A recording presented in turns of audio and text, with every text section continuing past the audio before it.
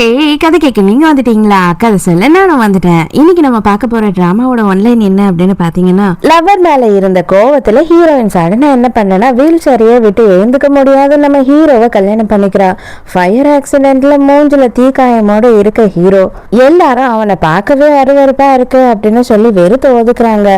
அதே நேரத்துக்கு நம்ம ஹீரோயினும் அவனை கல்யாணம் பண்ணிக்கிட்டா. உண்மையாவே மனசால அவனை கல்யாணம் பண்ணிக்கிட்டாளா இல்ல இவங்கிட்ட இருந்து எஸ்கேப் ஆனா மட்டும் போதும் அப்படின்னு சொல்லி கல்யாணம் பண்ணிக்கிட்டாளா? இவங்களுக்குள்ள என்ன நடக்குது அப்படின்றதுதான் ஸ்டோரி. சோ எப்பயும் சொல்றதுதான் இப்பயும் சொல்றேன், எஸ்எஸ் வாய்ஸ் ஓவரை சப்ஸ்கிரைப் பண்ணுங்க, பார்த்ததுக்கு அப்புறம் லைக் பண்ணுங்க, மறக்காம போறதுக்கு முன்னாடி எக்ஸ்பிளனேஷன் எப்படி இருக்குன்னு சொல்லிட்டு கமெண்ட் பண்ணிட்டு போங்க. அதே நேரத்துக்கு ஹை பட்டன் இருக்கும் இல்லையா, அதையும் மறந்துடாதீங்க, அதையும் ஒரு தட்டு தட்டுங்க. அப்பதான் உங்க புண்ணியத்துல இன்னும் ஒரு 4-5 பேருக்கு என்னோட வீடியோ ரெக்கமெண்ட் ஆகும். அதே நேரத்துக்கு கமெண்ட் எல்லாம் பெருசா டைப் பண்ண கஷ்டமா இருந்ததுன்னா ஒன்றும் பிரச்சனையே இல்லைங்க. ஜஸ்ட் நீங்க கமெண்ட்ல போயிட்டு ஒரு ஹார்டின் போட்டா கூட எனக்கு ஓகே தான். ஸோ ஸ்டார்டிங் சீன்ல என்ன ஆகுது அப்படின்னு பார்த்தா நம்ம ஹீரோயினுக்கும் ஹீரோயினோட லவ்வருக்கும் வந்து கல்யாணம் நடக்குது. கரெக்டா ரிங் போடும் போது இவன் முட்டி போட்டு என்ன கல்யாணம் பண்ணிப்பியா லூசி அப்படின்னு கேட்டுறா. அடடா, நம்ம ஹீரோயின் பேரு லிடியா, லூசி கிடையாது.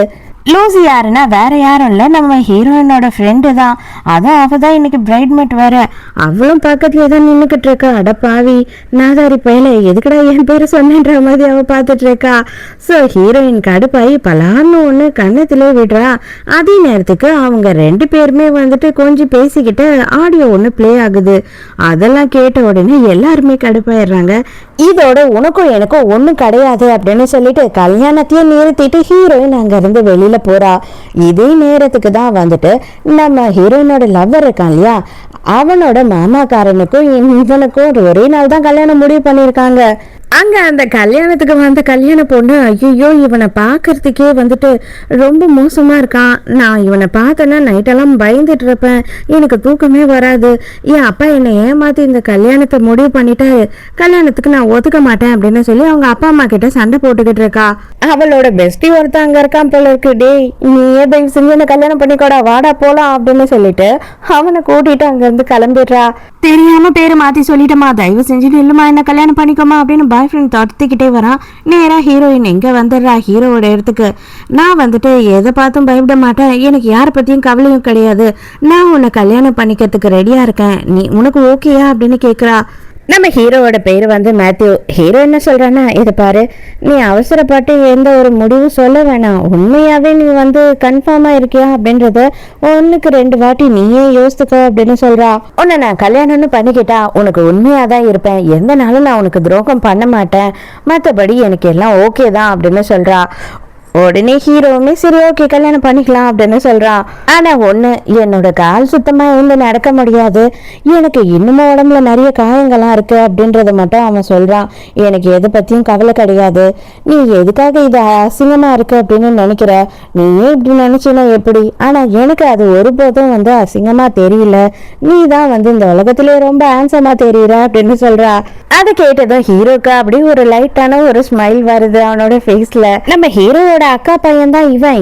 ஓடி வந்து மாமா அவ ஏன் பொண்டாட்டி, அவளை எப்படி நீ கல்யாணம் பண்ணிப்ப, அவ ஏதோ கோவத்துல பேசுறா, தயவு செஞ்சு கம்முனு நீ இதுல தலையிடாத அப்படின்னும் போது மரியாதையா வாய் முண்டிங்கிறது கிளம்புடா, அவ என்னோட ஒய்ஃப் அப்படின்னு சொல்றான் ஹீரோ. அவ்வளவுதான், நம்ம ஹீரோயினுக்கும் ஹீரோவுக்கும் ரெஜிஸ்டர் கல்யாணம் வரைக்கும் ஆகி முடிஞ்சிருது. ஹீரோயின் என்ன சொல்றான்னா, அந்த லூகாஸை நான் பார்க்காம இருந்திருந்தேன் அப்படின்னா இன்னும் நல்லா இருந்திருக்கும் அப்படின்னு சொல்லும் போது எதை சொல்ல வர அப்படின்னு கேட்குறான் ஹீரோ.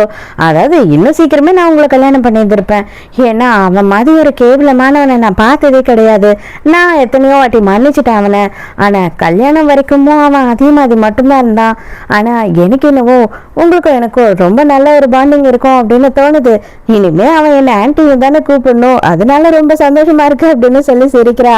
இவங்க தான் நம்ம ஹீரோயினோட சித்தியும் சித்தியோட பொண்ணும், அதாவது அவங்க அப்பாவோட 2வது ஒய்ஃப். எவனுமே ஒரு ஒய்ஃபோட வாழ மாட்டான் போல இருக்கே.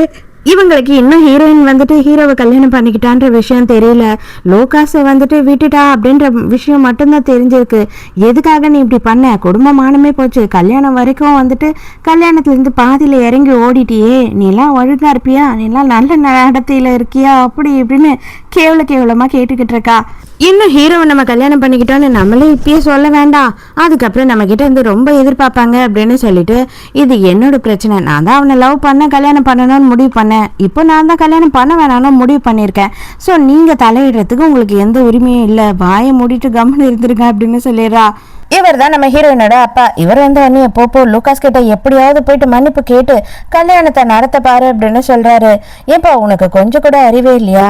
என்னோட மான மரியாதை எல்லாம் போய் அவன் கூட என்னால வாழ முடியாதுப்பா. அவன் என்னை விட்டுட்டு எத்தனையோ பொண்ணுங்க கூட சுத்திக்கிட்டு இருக்கான். கண்டிப்பா ஒரு நாளும் என் லைஃப்ல நான் உயிரோடு இருக்க வரைக்கும் அந்த விஷயம் நடக்காது அப்படின்னு சொல்லிட்டு ஹீரோயின் சொல்லிடுறா. ஹீரோயினுக்கு கால் பண்றான். கால் பண்ண உடனே கல்யாணம் முடிஞ்ச உடனே நீ கிளம்பிட்ட, என்ன பிளான்ல இருக்க, எப்ப வீட்டுக்கு வரப்போற அப்படின்னு சொல்லி கேட்கும் போது ஹீரோயினுக்கு கொஞ்சம் ஜர்க் ஆகுது. அதுக்கப்புறம் தான் ஹீரோ என்ன சொல்றேன்னா, என்னவா இருந்தாலும் சரி நம்ம 2 பேரும் கல்யாணம் பண்ணிக்கிட்டோம், நீ என் கூட தானே வந்து என் வீட்டுல வாழ்ந்தாகணும், எப்ப வரேன்னு சொல்ல அப்படின்னு கேக்குறான். ஹீரோயினுக்கு இங்க வீட்டுல தான் ப்ரெஷரா இருக்கு, டார்ச்சரா இருக்கு இல்லையா, இங்க இருந்து அவளும் எஸ்கேப் ஆனா போதுன்ற மாதிரி தான் இருக்கா. உடனே அவளும் சரி நான் வந்துடுறேன் அப்படின்னு ஒத்துக்கிறா. இவ தான் நம்ம ஹீரோயின் கூட ஆஃபீஸில் ஒர்க் பண்ணுறவ. இவளோட பேர் வந்து கிரேஸ். ஆக்சுவலாக இவ என்ன பண்ணுறா அப்படின்னு பார்த்தா, நம்ம ஹீரோயின் வந்தோடனே அவள் கல்யாணம் நின்றுடுச்சு அப்படின்றது மட்டும் இவங்க எல்லாருக்கும் தெரியும். அதனாலேயே என்ன பண்ணுறாங்கன்னா, வேணும்னே ஹீரோயினை பயங்கரமாக கலாச்சிட்டு இருக்காங்க. என்னம்மா கல்யாணம் பொண்ணு ஸ்வீட்லாம் எடுத்துகிட்டு வரலையா அப்படின்னு சொல்லி, கல்யாணம் நின்றுடுச்சு இருந்தாலும் குத்தி காட்டுற மாதிரி பேசுவோமே அப்படின்ற மாதிரி பேசிக்கிட்டு இருக்கா. ஹீரோயின் கல்யாணம் விருந்து தானே, கண்டிப்பாக உன்னை கூட்டிகிட்டு போய் 5 ஸ்டார் ஹோட்டல்லையே வைக்கிறேன் அப்படின்னு சொல்கிறா. ரொம்ப நடிக்காத, உன் கல்யாணம் நின்று போச்சு, நீ கல்யாணத்தை விட்டு ஓடிட்ட, உன்னோட லவ்வருக்கு உன்னை பிடிக்காம உன்னோட ஃப்ரெண்டு கூடயே வந்துட்டு தப்பு பண்ணிட்டானமே, உனக்கு துரோகம் பண்ணிட்டானமே, அது எல்லாமே எல்லாருக்குமே தெரிஞ்சிடுச்சு, பாவம் நீ அப்படின்னு கலாச்சிட்டு இருக்கா. ஐயோ பாவம், நீ யாரை பத்தி பேசிக்கிட்டு இருக்க, என்னத்தை கேட்டுட்டு இருக்க அப்படின்னு எனக்கு தெரியல. ஆக்சுவலா எனக்கு பிடிச்ச மாதிரி ஒருத்தன் கூட என்னோட கல்யாணம் நல்லபடியா நடந்து முடிஞ்சிடுச்சு அப்படின்னு சொல்றா ஹீரோயின். அதுல போட்டோல இவங்களுக்கு பெருசா அதெல்லாம் வித்தியாசம் தெரியல. ஈவினிங் ஆபீஸ் முடிஞ்சு வந்துட்டு அங்க இருந்து கிளம்பும் போது கிரேஸை வந்து கூட்டிட்டு போறதுக்கு ஒரு ஆள் வராரு. அவர் வந்துட்டு இவளை சின்ன வீடா செட் பண்ணி வச்சுட்டாரு போல இருக்கு. அவங்க 2 பேரும் ஹீரோயினை வெறுப்பேத்துறதா நினைச்சுக்கிட்டு அப்படியே வந்து ரோட்ல நின்னுக்கிட்டே கொஞ்சிக்கிட்டு இருக்காங்க. இதுல அவங்க என்ன மொக்க வாங்குறாங்க அப்படின்னு பார்த்தா, கரெக்டா ஆபீஸ் முடிய நேரத்துக்கு ஹீரோயினை கூட்டிட்டு வர சொல்லி ஹீரோ அவனோட செக்ரட்டரியை இதை விட சூப்பரான லக்ஸரியான காரை அனுப்பிட்டு இருக்கான். அதை பார்த்த உடனே அவங்க 2 பேர் மூஞ்சே வெந்து போயிடுது. என்னடா இது இவ்வளவு பெரிய லக்ஸரி காரா அப்படின்னு உடனே அந்த ஆள்கிட்ட சண்டை போட ஆரம்பிச்சிடுறா. நானும் பார்த்துக்கிட்டே இருக்கேன், என்ன கருமம் இது, என் மானத்தை வாங்கிடுச்சு இந்த கார் அப்படின்னு சொல்லிட்டு சண்டை போடுறா. பார்த்தா ஹீரோவுமே கார்லயே தான் இருந்திருக்கான். ஹீரோயின் ஏறி உட்கார்ந்ததுல இருந்து ஹீரோட முகத்தையே பார்த்துக்கிட்டு இருக்கா. அவ பார்க்கறத பார்த்த உடனே ஹீரோக்கே டவுட் ஆயிட்டு, என்னம்மா இப்ப நீ ஃபீல் பண்றியா என்ன, சரி தெரியாம அவனை கல்யாணம் பண்ணிக்கிட்டோம் அப்படின்னு சொல்லின்னு கேக்குறான். உடனே ஹீரோயின் இல்ல இது இன்னமும் உனக்கு வலி எடுக்குமா அப்படின்னு தோணுச்சு அப்படின்னு கேக்குறா. இது வரைக்கும் ஹீரோ கிட்ட யாருமே இந்த வார்த்தையை கேட்டதே இல்லை. அதெல்லாம் எனக்கு வலி எடுக்காது, அது மட்டும் கிடையாது, எல்லாரும் பேசி பேசி என் மனசையே வந்து எனக்கு வலி தெரியாத அளவு ஆக்கிட்டாங்க, காயெல்லாம் என்ன பண்ணும் அப்படின்னு சொல்றான்.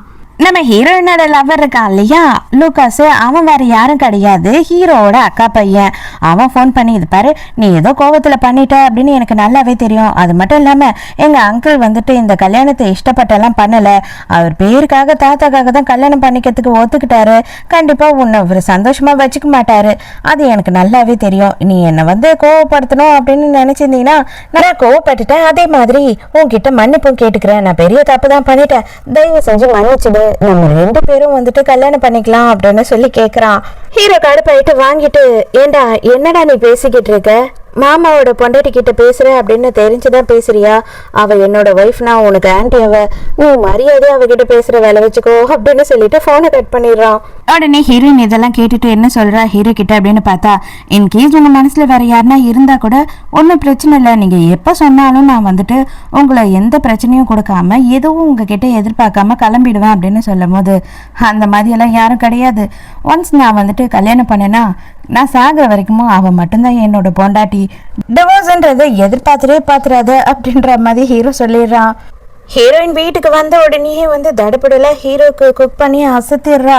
ஹீரோ பரவாயில்லையே இந்த அளவுக்கு நீ சமைப்ப நான் எதிர்பார்க்கல அப்படின்னு சொல்லும் போது, இன்னும் என்னை பத்தி நீங்க தெரிஞ்சு ஆச்சரியப்பட வேண்டியது நிறைய விஷயம் இருக்கு அப்படின்னு சொல்றா. ஹீரோ நான் குளிச்சுட்டு வந்துடுறேன் அப்படின்னு சொல்லும் போது நான் வேணா உங்களுக்கு ஹெல்ப் பண்ணட்டுமா அப்படின்னு கேட்குறா. உடனே ஹெல்ப் பண்ணணும்னு ஆசைப்படுறியா என்ன அப்படின்னு இவன் கேட்கும் போது இல்ல ஆக்சுவலா வந்துட்டு நான் உங்களை மொத்தமா அப்படியே தான் ஏத்துக்கிட்டேன். உங்களுக்கு குறை இருக்கு அப்படின்றதெல்லாம் எனக்கு பிரச்சனை கிடையாது. ஆனா ஒண்ணு நீங்க கஷ்டத்துல இருக்கும் போது உங்களுக்கு நான் வந்து உதவியா இருக்கணும் அப்படின்னு நினைக்கிறேன். அதனாலதான் உங்களுக்கு என்ன ஹெல்ப் பண்ணணுமோ சொல்லுங்க அப்படின்னு சொல்றா. இருந்தாலும் கொஞ்சம் தயக்கமா தான் இருக்கு. ஹீரோ உடனே சரி ஓகே ஹெல்ப் பண்ணுவா அப்படின்னு கூப்பிடுறா. ஹீரோ என்ன போயிட்டு தண்ணி எல்லாம் பாத் டப்ல புடிச்சு வைக்கிறா. இருந்தாலும் ஐயோ நம்ம ஏதோ ஒரு ஒப்புக்கு கேட்டோம், இவன் உண்மையாவே பண்ண சொல்றானோ ஹெல்ப் அப்படின்ற மாதிரி கொஞ்சம் பயந்துகிட்டே தான் இருக்கா. ஹீரோவும் வந்துடுறா. வந்த உடனே சட்டையெல்லாம் கட்டிட்டா. இருந்தாலும் அதுக்கு மேல அவளுக்கு கொஞ்சம் தயக்கமாவே இருக்கு. பண்ணணுமா வேணாமா அப்படின்ற மாதிரி தயங்கிக்கிட்டே இருக்கும் போது ஹீரோ நீ வெளியில இரு நானே குளிச்சுக்கிறேன் அப்படின்னு சொல்றான். அந்த அளவுக்குலாம் ஓரளவுக்கான என்னோட ஒர்க்கை பண்ண முடிகிற அளவுக்கு எனக்கு தெம்பு இருக்கு, ஒன்றும் பிரச்சனை இல்லை, பயப்படாம நீ வெளியில இரு. நீ வந்து ஹெல்ப் பண்ணணும் அப்படின்னு நினைச்சினா இன்னும் எவ்வளவோ டைம் இருக்கு உனக்கு, கவலைப்படாத அப்படின்னு சொல்றான். அப்பாடா அப்படின்னு சொல்லிட்டு வேகமா எழுந்து ஓடுறால. கரெக்டா அந்த டைமுக்கு ஹீரோனுக்கு அப்படியே மயக்கம் வர மாதிரி ஆகுதா. உடனே நம்ம ஹீரோ தான் வந்து பிடிச்சி காப்பாத்துறான். தயவு செஞ்சு மன்னிச்சுக்கோங்க, ஏதோ ஒரு ப்ரெஷர்ல இருந்தேன் போல இருக்கு, லைட்டா தலை சுத்திடுச்சு, வேற ஒண்ணும் இல்லை அப்படின்னு சொல்லிட்டு எதனா வேணும்னா மட்டும் கூப்பிடுங்க அப்படின்னு சொல்லி அங்க இருந்து வேக வேகமா போறா. நைட் எல்லாம் வந்துட்டு இந்த எக்ஸ் இருக்கான் இல்லையா லூகாஸ், அவன் வந்து மெசேஜ் பண்ணிக்கிட்டே இருக்கான். என்னோட மாமாவுக்கு வந்து எக்ஸ் லவர் இருக்கு, அவளோட ஞாபகத்துக்கு தான் உன்னை கல்யாணம் பண்ணியிருக்கானே தவிர அவன் வந்து என்னைக்கும் உன்னை லவ் பண்ணிட மாட்டான், என்னைக்கும் உன்னை நல்லபடியா பாத்துட மாட்டான், எப்ப அவ வந்தாலும் உன்னை துரத்தி அனுப்பிச்சிருவான் அப்படின்லாம் சொல்லிக்கிட்டு இருக்கான். ஹீரோயினுக்கு உண்மையாவே அவனுக்கு லவ்வர் இருப்பாங்களோ அப்படின்னு சொல்லி ரொம்ப பயமா இருக்கு. அதோட மறுநாள் வந்து ஆஃபீஸ்ல தான் காட்டுறாங்க. ஹீரோயினும் ஆஃபீஸ் போயிடுறா. அப்ப என்ன ஆகுது அப்படின்னு பார்த்தா ஃப்ரெண்டுக்காரி சொல்றா, லே ஆஃப் பண்ற நிறைய பேருக்கு வேலை போக போகுது, அதுல யார் யாரெல்லாம் இருக்கா அப்படின்றது தெரியலன்னும் போது ஹீரோயினுக்குமே ரொம்ப கஷ்டமா இருக்கு. நம்ம சேலரியை வச்சுதான் நம்ம வாழ்க்கையை ஓட்டிக்கிட்டு இருக்கோம், இதுல அப்பங்காரனுக்கு வேற காசு கொடுக்கணும், என்னடா வாழ்க்கை இதுன்ற மாதிரி வெறுப்பா இருக்கு. அந்த நேரத்துக்கு இந்த கிரேஸ் என்ன பண்றேன்னா ஒரு ஃபைல கொண்டு வந்து கொடுத்துட்டு இது உன்கிட்ட தான் நான் வேலையா கொடுத்தேன், இதை ஏன் நீ முடிக்கவே இல்லை அப்படின்னு சொல்லி சத்தம் போடுறா. ஆக்சுவலா அது அவளோட வேலை. இப்ப என்ன பண்றானா இருக்கிற பிரச்சனையில நம்ம வேலை போயிடுமோன்ற பயத்துல இது ஹீரோயினோட வேலை அப்படின்னு சொல்லி அந்த கதையை திருப்ப பாக்குறா. ஹீரோயின் கேக்குறா, அடியே இது உன்னோட ப்ராஜெக்ட், இது நீ தானே பார்த்துட்டு இருந்த அப்படின்னு கேட்கும்போது இல்ல நான் போன மாசமே இதை உங்ககிட்ட கொடுத்துட்டேன், நீ தான் பண்ணணும்னு சொல்லி நீ பண்ணவே இல்லை அப்படின்னு பழிய தூக்கி ஹீரோயின் மேல போட்டுடுறா. இதே கதையே மேனேஜர் கிட்டயும் சொல்லிட்டா போல இருக்கு. மேனேஜர் கூப்பிட்டு என்ன சொல்றான்னா, என்னம்மா நீ இப்படி வேலையை பண்ணாம இருக்க, நான் என்ன பண்றது, வேலையே பண்ணாதவங்களெல்லாம் நாங்க வேலையை விட்டு தூக்குறோம், அதனால உனக்கும் வேலை கிடையாது இனிமே அப்படின்னு சொல்லிடுறாரு. இதுக்குதான் ஒழுங்கா பொறுப்பா நல்லபடியா வேலையை செய்யணும் அப்படின்றது. இப்ப சோத்துக்கு என்ன பண்ணுவ அப்படின்ற மாதிரி நக்கல் அடிக்கிறா கிரேஸ். ஹீரோயின் வெளில வந்த உடனே இது பாரு, உன்னோட பிரச்சனை அது மட்டும் இல்லாம உன்னோட தப்பு எல்லாத்தையும் தூக்கி அடுத்தவங்க மேல போட்டுக்கிட்டு இருந்தீங்கன்னா அது என்னைக்குமே நிரந்தரமா இருக்காது. அவனுக்குன்னு ஒரு தனிப்பட்ட இருக்க அறிவும் டேலண்ட்டும் மட்டும்தான் எனக்குமே நிலையா இருக்கும். ஸோ உனக்கு டேலண்ட் இல்லை அப்படின்னா நீ எவ்வளோ நாளுக்கு சர்வே பண்ண முடியுது அப்படின்றத பார்ப்போம் அப்படின்னு சொல்லி ஹீரோயின் அங்கிருந்து கிளம்புறா. ஹீரோயின் அவளோட வீட்டுக்கு போய் அவளோட திங்ஸ் எல்லாம் எடுக்கலாம் அப்படின்னு போறாள. அப்போ இந்த தங்கச்சிக்காரி வந்து பிரச்சனை பண்ற, தங்கச்சை பிடிச்சி ஒரு தள்ளு தள்ளுறா. உடனே அப்பங்காரன் வந்துடுறான். என்னதாம ஆச்சு அப்படின்னு சொல்லி கேட்கும் போது, அப்பா அவளுக்கு வேலையும் போயிடுச்சு தெரியுமா, இனிமே மாசம் மாசம் அவ கொடுக்குற காசு உனக்கு வரவே போறது இல்ல, அவ கல்யாணம் பண்ணிக்கிறேன்னு சொல்லிட்டு அந்த பையனையும் விட்டுட்டா, நமக்கு என்ன பண்றது இதுக்கப்புறம் அப்படி இப்படின்னு சொல்லி பேசுறா. உடனே அப்பா தான் வந்துட்டு எப்படி தங்கச்சிக்கு சார்பா தானே பேசுவான். ஏண்டி இவ்வளவு பெருசா வளர்ந்துருக்க, உனக்கு அறிவு இல்லை, உங்க அம்மாவை மாதிரிதான் உனக்கும் ஆத்திர புத்தி, உனக்கு கோவ புத்தி, இதே மாதிரிதான் கேவலமா நடந்துகிட்ட, உங்க அம்மாவும் இப்படிதான் உன்னை விட்டுட்டு ஓடி போயிட்டா அப்படின்னு பேசுறாங்க. ஹீரோயின் அவங்க அப்பாவையும் அவங்க அம்மா விட்டுட்டு ஓடும் போது கார் ஆக்சிடென்ட்ல இறந்து போயிருக்காங்க. அததான் சொல்லி ஹீரோயின் கஷ்டப்படுத்துறாங்க எல்லாரும். எங்க அம்மா சாகிறதுக்கு முன்னாடியே தானே இவ பிறந்துட்டா, அப்ப நீங்க ஒழுங்கா அப்படின்னு சொல்லிட்டு ஹீரோயின் கேக்குறாளா. அதை கேட்டுக்கிட்டு அவன் சும்மா இருப்பானா என்னப்பலான்னு ஹீரோயின் கண்ணத்திலேயே ஒண்ணு வச்சிடறான். கடுப்பான ஹீரோயின் நேரா போயிட்டு ஃபுல்லா கிளப்ல உட்காந்து பயங்கரமா குடிச்சுக்கிட்டு இருக்கா. அங்க ஒருத்தன் வந்து செல்லம், நானும் தனியா தான் இருக்கேன், நீயும் தனியா தான் இருக்க, நைட்டு நம்ம 2 பேரும் வந்துட்டு ஒரு கம்பெனியை போடுவோம் அப்படின்னு சொல்லி கூப்பிடுறான். ஹீரோயினுக்கு செம்ம கடுப்பாயிட்டு இவன் கிட்ட இருந்து எப்படி தப்பிக்கிறதுன்னு யோசிக்கிறா. உடனே போன் எடுத்து ஹீரோக்கு கால் பண்ணி நான் இந்த மாதிரி கிளப்ல இருக்கேன், வர முடியுமா அப்படின்னு சொல்லி கேக்குறா. ஹீரோயின் பேசிக்கிட்டு இருக்கும் போது இவன் என்ன பண்றான்னா ஹீரோயினோட கிளாஸ்ல ஒரு மாத்திரையை போட்டுட்டு அங்க இருந்து அப்படியே கிளம்பி போயிடுறான். ஹீரோயினுக்கும் போது ரொம்ப அதிகமாயிடுதா, அதனால இவன் என்ன பண்றான்னா கிளம்பிடுறா இடத்த விட்டு. அவன் விட மாட்டான், வா செல்லம் கார்ல கூட்டிட்டு போய் விட்டுறான், வா என் கார்ல ஏறு அப்படின்னு சொல்லி கூப்பிட்டு இருக்கான். அப்ப அந்த இடத்துக்கு நடந்து வந்த ஹீரோ வந்துட்டு 8 மிதி மிதிக்கிறான். ஆமாங்க, ஹீரோ நடந்து வரான். அவனோட மூஞ்சிலையும் எந்த ஒரு காயமும் இல்ல. ஹீரோயினை தூக்கிட்டு போய் கார்ல உட்கார வச்சிடறானா. ஹீரோயினும் விட மாட்டா ஹீரோவை. ஏமா, நான் தான் கார் ஓட்டணும், தயவு செஞ்சு கொஞ்ச நேரம் சைலண்டா வா அப்படின்னு சொல்றான். காரை விட்டு இறங்கினதுலேருந்து ஹீரோயின் ரோட்லேயே ரொமான்ஸ் பண்ண ஆரம்பிச்சிடுறா. அடியே சும்மா இரண்டி கொஞ்ச நேரம் அப்படின்னு சொல்லி ஹீரோ கதறான். ஹீரோயினை தூக்கினபடி அவனோட வீட்டுக்கு நடந்து ஹீரோ போக முடியாது இல்லையா, அதனால இவன் என்ன பண்ணுறான் அப்படின்னு பார்த்தா ஹீரோயினை ஒரு ஹோட்டலுக்கு கூட்டிகிட்டு போயிடுறான். அங்கே போன உடனே ஹீரோயின் ரொமான்ஸ் பண்ண ஆரம்பிச்சிடுறா. எனக்கு ஒன்றும் பிரச்சனையே இல்லை, காலையில் எழுந்தா நீ தான் வருத்தப்படுவ அப்படின்னு சொல்லிட்டு ஹீரோவுமே கிஸ் பண்ண ஸ்டார்ட் பண்ணிடுறான். மறுநாள் காலையில் ஹீரோயின் எழுந்துக்கும் போது ஹீரோயின் மட்டும்தான் அங்கே இருக்கா. அவளுக்கு இதெல்லாம் பார்த்த உடனே ஐயோ, எவன் கூடயும் நம்ம நைட்டு தங்கிட்டோம் போல இருக்கே அப்படின்னு யோசிக்கிறா. நடந்து ஒருத்தன் காப்பாத்தினா, அதனால கண்டிப்பா அது ஹீரோவா இருக்காது, ஆனா ஹீரோ மாதிரி தான் எனக்கு தெரிஞ்சுது அப்படின்னு சொல்லி ரொம்ப ஃபீல் பண்றா. இதுக்கு மேலேயும் நம்ம ஹீரோ கூட வாழக்கூடாது, அவனுக்கு உண்மையா இருப்போம், துரோகம் பண்ண மாட்டோம் அப்படின்னு சொல்லிட்டு ப்ராமிஸ் பண்ணிட்டு இவ்வளோ பெரிய துரோகத்தை பண்ணிட்டேனே அப்படின்னு சொல்லி ரொம்ப வருத்தப்படுறா.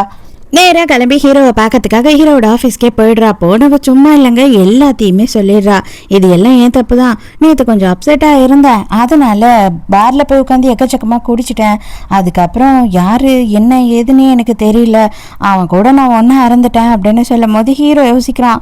இப்போதைக்கு இவளை நம்பி நம்ம உண்மையை சொல்ல முடியாது, என்ன பண்ணுறது அப்படின்னு சொல்லி யோசிக்கிறான். அவளோட வீட்டுக்கே எல்லாம் எடுத்துகிட்டு கொடுத்துட்டு நான் இன்னைக்கே வீட்டை விட்டு வெளியில் போயிடுறேன், அதுக்கப்புறமா நீங்கள் எப்போ சொல்றீங்களோ அப்ப நான் உங்களுக்கு டிவோர்ஸ் கொடுத்துட்றேன், உங்களுக்கு எந்த வகையிலும் நான் கஷ்டப்படுத்த மாட்டேன், உங்ககிட்ட எந்த ஒரு விஷயத்தையும் நான் கேட்க மாட்டேன் அப்படின்னு சொல்றா. ஹீரோக்கு ஐயோ இவ விட்டுட்டு கிளம்பிடுவா போல இருக்கே, என்ன பண்றது அப்படின்னு செம குழப்பம் ஆயிட்டு, இதை பாருமா, அன்னைக்கு சொன்னதையே தான் நான் திரும்பவும் சொல்றேன், கண்டிப்பா நான் டிவோர்ஸ் கொடுக்கவே மாட்டேன், இதுவும் தப்பு கிடையாது, உன்னோட தப்பு இருந்ததுன்னா நான் இதுல கோவப்படுறதுக்கு ஒரு ரீசன் இருக்கு, இதுல உன்னோட தப்பு எதுவுமே இல்லை, நீ தெரிஞ்சு இதை பண்ணல, தெரியாம நடந்தது, இதை மறந்துரு, உன்னோட வாழ்க்கையில இந்த மாதிரி ஒரு நாள் வந்ததுன்றதையும் மறந்துட்டு ரிலாக்ஸா போய் வேலையை பாரு, எனக்கு வேலை இருக்கு அப்படின்னு சொல்றான். ஹீரோயின் போன உடனே அவனோட அசிஸ்டன்ட் கிட்ட சொல்றான், ஹீரோயினுக்கு என்ன ப்ராப்ளம், எதனால அவ்வளோ அளவுக்கு குடிச்சான்றதை செக் பண்ணி சொல்லு அப்படின்னு சொல்றான். உடனே அவனை பார்த்துட்டு என்ன சொல்றானா, அவங்களுக்கு வேலை போயிடுச்சு, அதாவது ஹீரோயின் மேல தப்பான பழிய போட்டு அவங்க மேனேஜரும் கூட வேலை செய்யற பொண்ணும் சேர்ந்து பண்ணிட்டாங்க அப்படின்னு சொல்றாங்க. ஹீரோயினுக்கா அப்படியே குற்ற உணர்வா தவிக்கிறா. அதுல மட்டும் இல்லாம ஐயோ என் புருஷன் எம்புட்டு நல்லவன் அப்படின்ற மாதிரி வேற அவளுக்கு பயங்கர சந்தோஷம். வீட்டுக்கு அவசரமா ஹீரோக்காக விதமா சமைச்சுக்கிட்டு இருக்கா. ஏன்னா அவளுக்கு வேலை வேற இல்ல இப்போதைக்கு. வீட்டுக்கு ஹீரோ எதுக்குமா நீ இதெல்லாம் பண்ணிக்கிட்டு இருக்க, வேலைக்காரங்க பண்ண போறாங்க, ஏன் இவ்வளோ கஷ்டப்படுற, அதுக்கு ஹீரோயின் நான் என்னோட விதத்துல நன்றி சொல்லியிருக்கேன்னு வச்சுக்கோங்களேன், எனக்கு தெரிஞ்ச விதத்துல உங்களுக்கு நான் நன்றி சொல்லியிருக்கேன் அவ்வளவுதான் அப்படின்னு சொல்றா. 2 பேரும் அப்படியே கதை பேசிக்கிட்டு குடிக்க ஆரம்பிச்சிடுறாங்க. ஹீரோவும் குளிக்க வந்துடுறான். அவன் யாரும் இல்லைல்ல ரெஸ்ட் ரூம்ல, அதனால அவனும் அவன் மூஞ்சில ஒட்டி இருக்க ஸ்டிக்கர் அது இதெல்லாம் கழட்டி வச்சுட்டு அவன் ரிலாக்ஸா குளிச்சுக்கிட்டு இருக்கான். ஹீரோயின் ஹீரோக்கும் தெரியாம எக்கச்சக்கமா குடிச்சிட்டா போல டென்ஷன்ல வாமிட்டே வருது. வேகமா பாத்ரூம்குள்ள ஓடி வாமிட் எடுக்கிறா. அப்படியே ஹீரோ நின்றுகிட்டு இருக்கிறதையும் பாத்துடுறா. அப்படியே செம ஷாக்ல 2 பேரும் பாத்துக்கிட்டு இருக்காங்க. ஆனா ஹீரோயின் தான் செம போதையில இருக்கா இல்லையா. ஐயோ நேத்து வந்தவனே எதுக்காக இப்ப என்னோட கண்ணு முன்னாடி தெரியறான் அப்படின்னு சொல்லி அவ கண்ணு மூடி அப்படியே கொஞ்சம் பொறுமையா யோசித்துக்கிட்டே இருக்கா. ஹீரோ டக்குன்னு என்ன பண்றா, ஸ்டிக்கரை எடுத்து ஓட்டிக்கிட்டு போய் டப்ல உட்காந்துடுறான். எனக்கு செமையா போதை ஆயிடுச்சுன்னு நினைக்கிறேன், நானும் குடிச்சாதான் சரிப்படும், என் கண்ணு முன்னாடி எதோ தெரியுது அப்படின்னு சொல்லிட்டு இவளும் குளிக்கிறதுக்கு டப்ல இறங்கிடுறா. அடியே நீ சும்மாவே இருக்க மாட்டியா அப்படின்னு கடுப்பாகிறான் அவன். அதுக்கப்புறம் வெளியில வந்தவொடனே ஹீரோயின் எப்படி கேட்குறா அப்படின்னு பார்த்தா, இல்லை ஆக்சுவலா நீங்க தனியா குளிக்கும் போது எப்படி குளிப்பீங்க அப்படின்னு கேட்குறா. எதனா சப்போர்ட் பண்ணி இருந்துச்சு அப்படின்னா நான் பிடிச்சி எழுந்து நிற்பேன், மற்றபடி ரொம்ப நேரம்லாம் அப்படி நிற்க முடியாது, என்னால் நடக்க முடியாது அப்படின்னு சொல்லி ஏதோ சொல்லி சமாளிக்கிறான். ஹீரோயினுக்கு நைட்டு ஒரு ஃபோன் கால் வருது. யாரு அப்படின்னு பார்த்தா இந்த லூகாஸ் இருக்கான் இல்லையா, அவனோட அம்மா தான் கால் பண்றாங்க. நாளைக்கு உன்னை நான் பார்த்தே ஆகணும் அப்படின்னு சொல்றாங்க. சரி வரேன் அப்படின்னு சொல்றா. பாத்தீங்களா இவங்க தான் லூகாஸோட அம்மாவா. நம்ம ஹீரோயினை விட எங்க இருப்பாங்க போல இருக்கு பாக்குறதுக்கு. இவ லூகாஸை விட்டுட்டு ஹீரோவை கல்யாணம் பண்ணது இவங்களுக்கு சுத்தமா பிடிக்கவே இல்லை. அவங்க என்ன சொல்றாங்கன்னா, உன்னை எங்க குடும்பத்துல கண்டிப்பா மருமகளா ஏத்துக்கவே மாட்டோம், மரியாதையா நீயாவே டிவோர்ஸ் கொடுத்துட்டு கிளம்பிடு, உனக்கு எங்க குடும்பத்துக்கு மருமகளா வர்றதுக்கு எந்த தகுதியும் இல்லை, என் பிள்ளைய ஏமாத்தினே இப்ப என் தம்பியை ஏமாத்திட்டு இருக்கையா, இதான் இந்த காசை வச்சுக்கோ அப்படின்னு கொடுக்குறாங்க.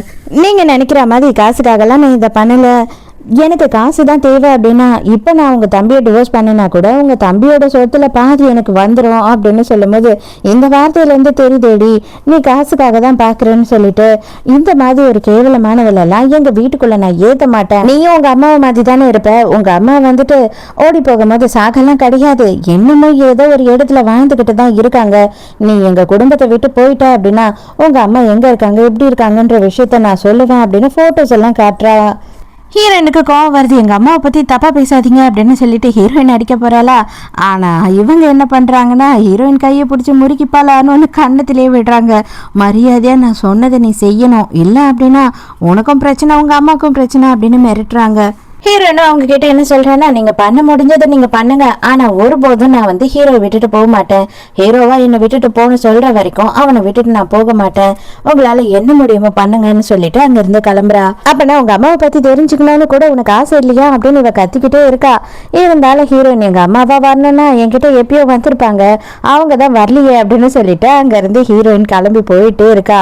வெளியில வந்தா வாசல்லையே நம்ம ஹீரோ காரோட நின்னுட்டு இருக்கான். இவனுக்கு எப்படிடா தெரிஞ்சதுன்ற மாதிரி ரொம்ப ஃபீல் பண்ணிக்கிட்டே ஏறா. ஹீரோயின் உள்ள வந்த உடனே வந்து அவளோட கண்ணத்துல இருக்க மார்க்க தான் பாக்குறான். 5 விரலும் பதிர அளவுக்கு இவனோட அக்கா அடிச்சுட்டா போல இருக்கு.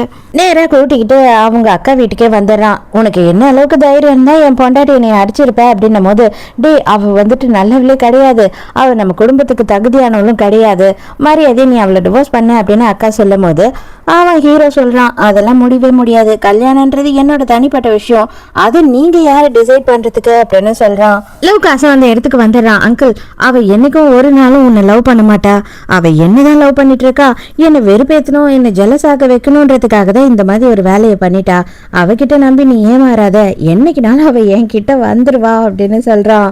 ஹீரோயின் அது நடக்கவே நடக்காது அப்படின்னு சொல்லும் போது உடனே உனக்கு செம்ம கடுப்பாயிடுது.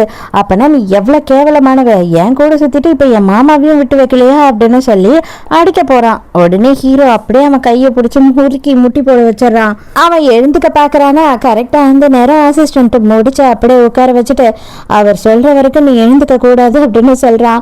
உடனே இப்ப என்னதான் பிரச்சனை, உனக்கு என்னதான் வேணும் அப்படின்னு சொல்லி கேட்கும் போது மரியாதை ஆன்டி கிட்ட மன்னிப்பு கேளு, அது வரைக்கும் வந்துட்டு உன்னை விட மாட்டேன், அதே நேரத்துக்கு வந்துட்டு இதுக்கப்புறம் உனக்கு கம்பெனில எந்த ஒரு வேலையும் கிடையாது, எந்த ஒரு போஸ்டிங்கும் கிடையாது, இனிமே நீ கம்பெனியை பொறுத்த வரைக்கும் 0 தான் அப்படின்னு சொல்றான். அவனுக்கு என்ன பண்றதுன்னு தெரியல. உடனே அம்மாக்காரியும் டே மன்னிப்பு கேட்டுரு அப்படின்னு சொல்றா. அதோட ஹீரோயின் கிட்ட மன்னிப்பு கேட்டதுக்கு அப்புறம் தான் அவனை விட்டுட்டு ஹீரோவும் ஹீரோயினும் அங்க இருந்து கிளம்புறாங்க. ஹீரோயினுக்கு வேலை போன விஷயம் ஹீரோக்கு தெரிஞ்சது இல்லையா, அவன் ஏதோ பண்ணிட்டான் போல இருக்கு. மறுநாள் ஹீரோயினுக்கு கால் வருது. என்ன அப்படின்னு பார்த்தா அவளை சூப்பர்வைசரா ப்ரமோட் பண்ணிருக்கிறது மட்டும் இல்லாம சேலரியும் இன்க்ரிமெண்ட் பண்ணி வேலையை கொடுத்துட்டாங்க.